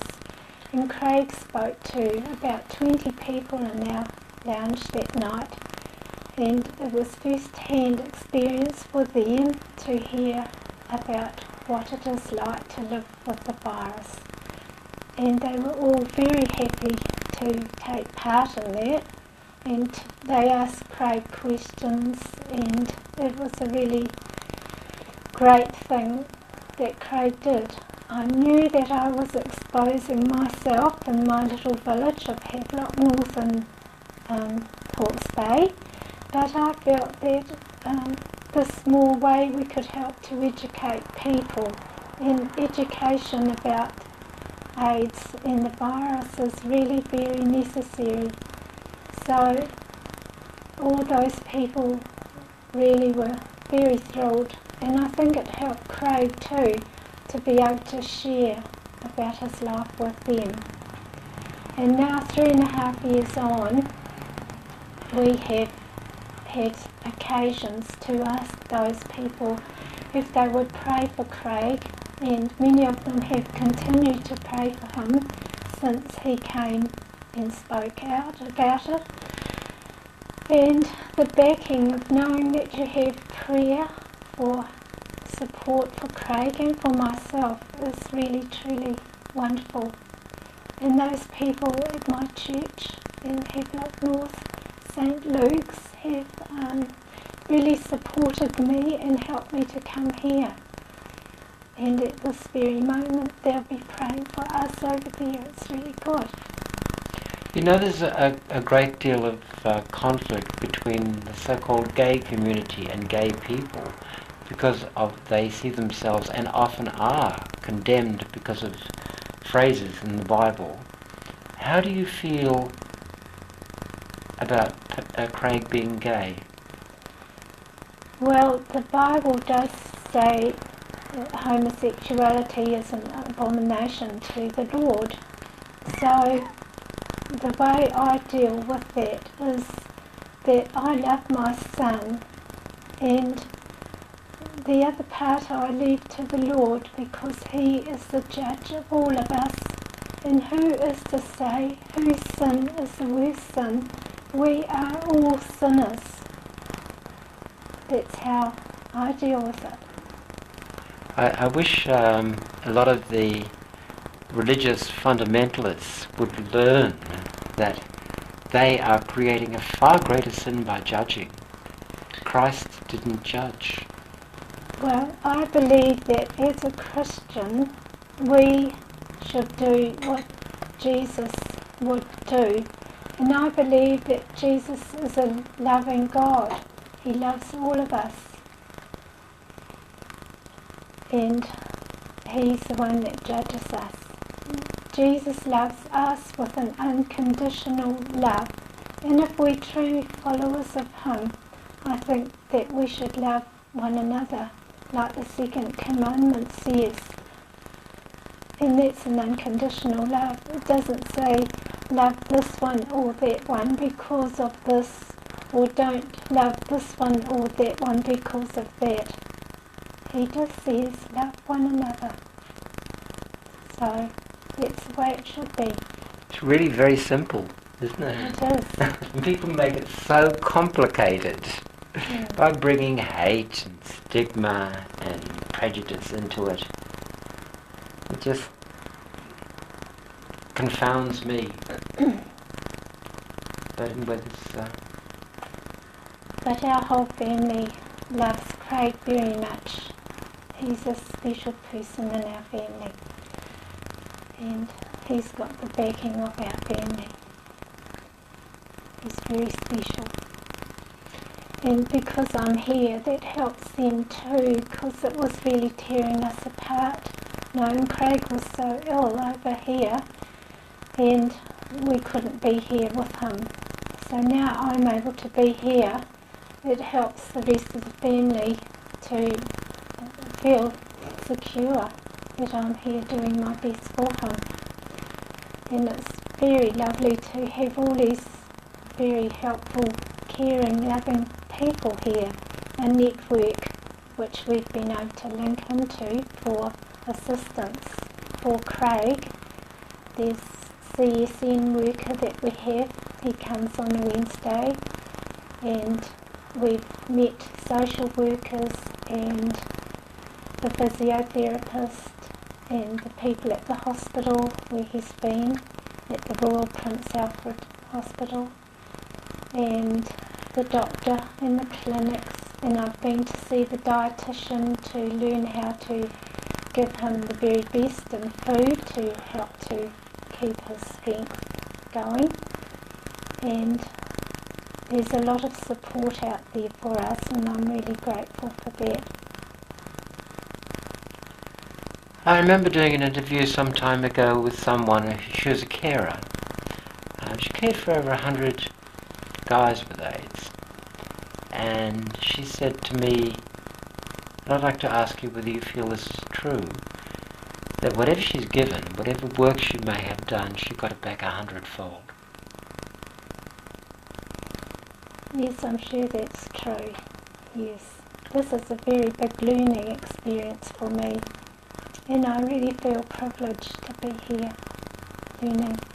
And when I went back to New Zealand after Craig's birthday, I joined the New Zealand AIDS Foundation as a a friend, and I used to go on the seminars and workshops that they had, learning all sorts of things there, which has been very helpful to me now, so that I have confidence and I'm not fearful of being here and helping Craig as much as I can.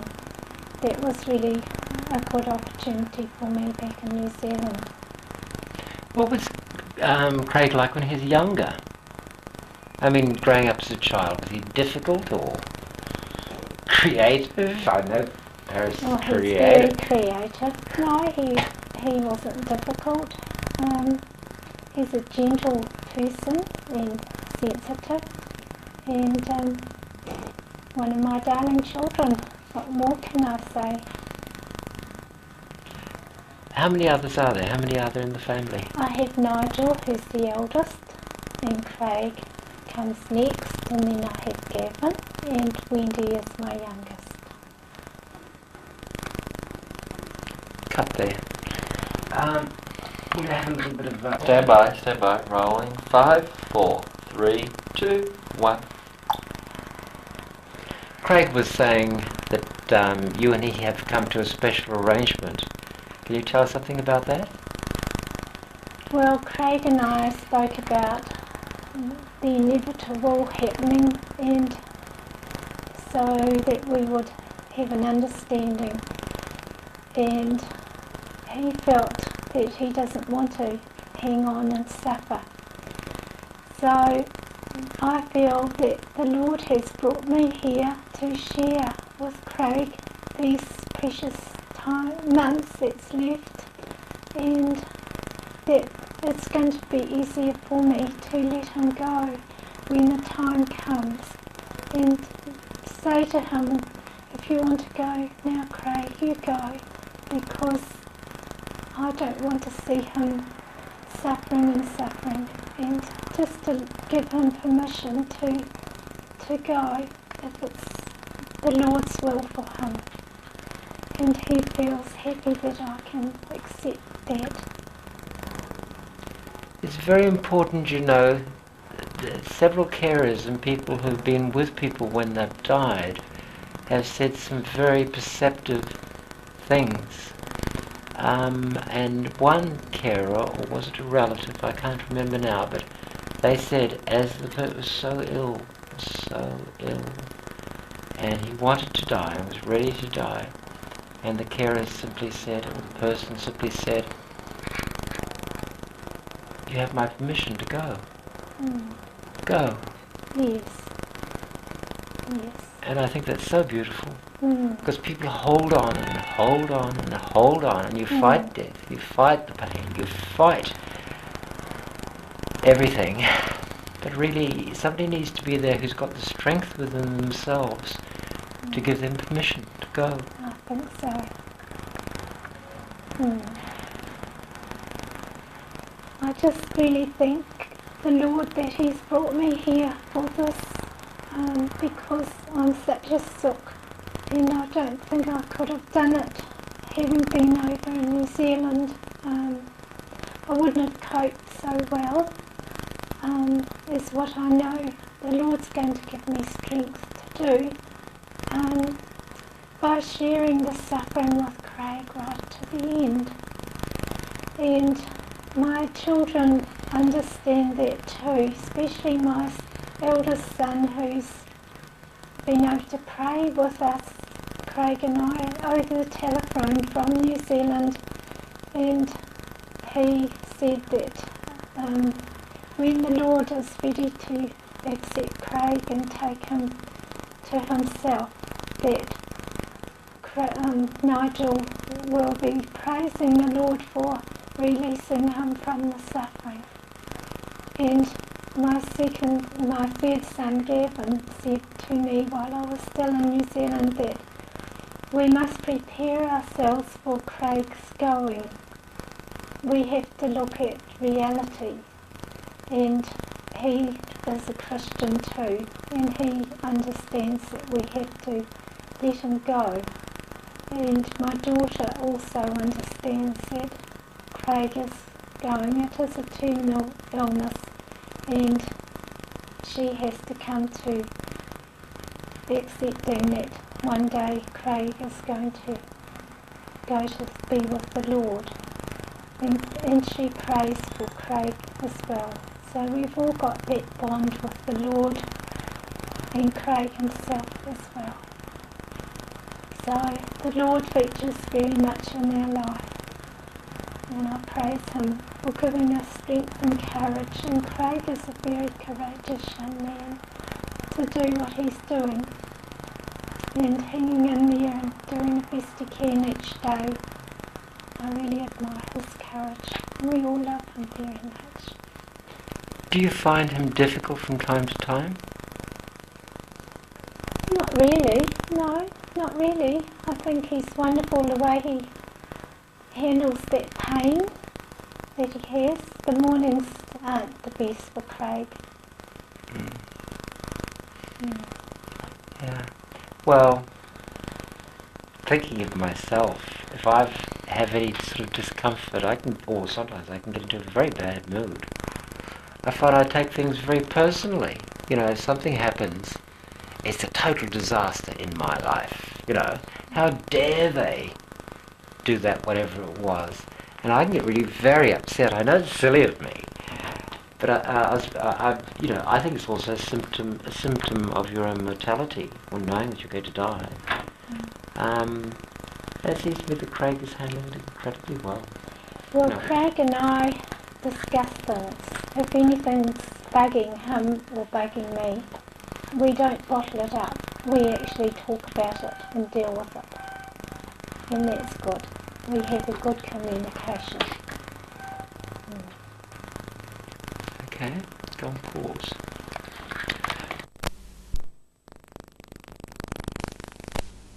Just go with us. Oh, are you doing? Yeah, I'm filming. Doesn't matter. Well, okay, I'll get that and...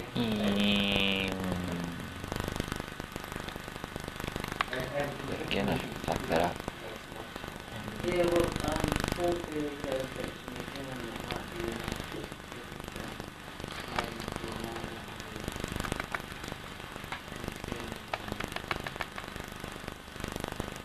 apparently there was only research in Canada, it's not for people to eat. Back rolling. And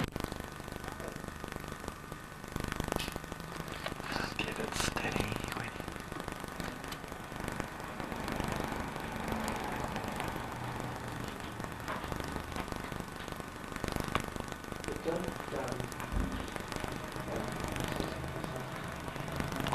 Get steady, you moron.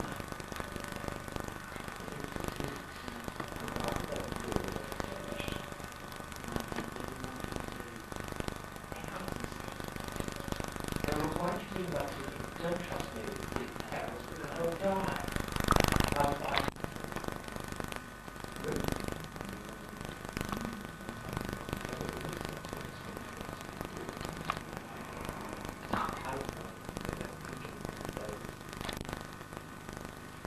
Yeah.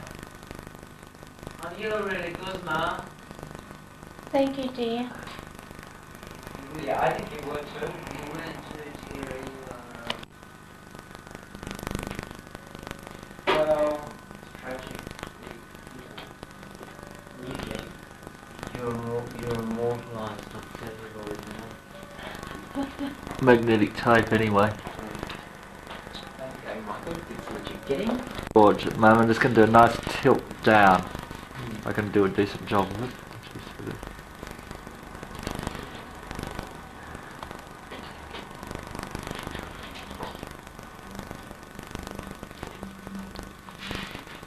Great.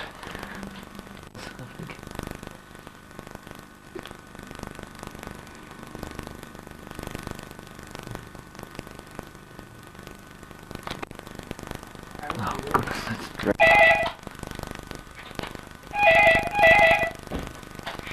Hello. Hi, how are you, dear? Right, are you? Well, hey, look, we're in the middle of doing some filming here, darling. Oh, keep still.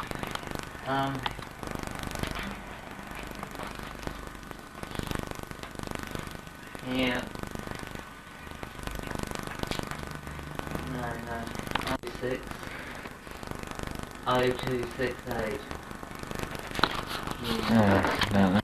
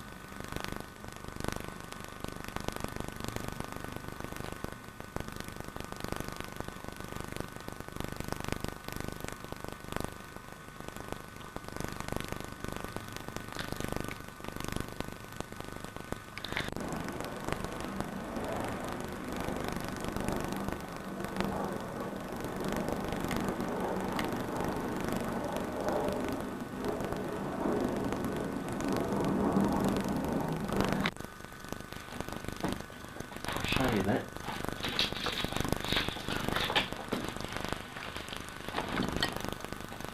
How I nearly brought the camera over on camera.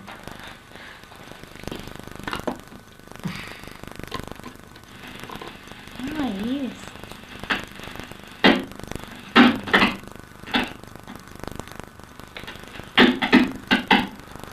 Well, anyway, something like that.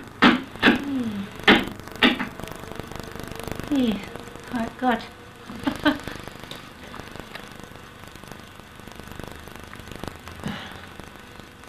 I wonder if I can drop the gain down and that's gain down.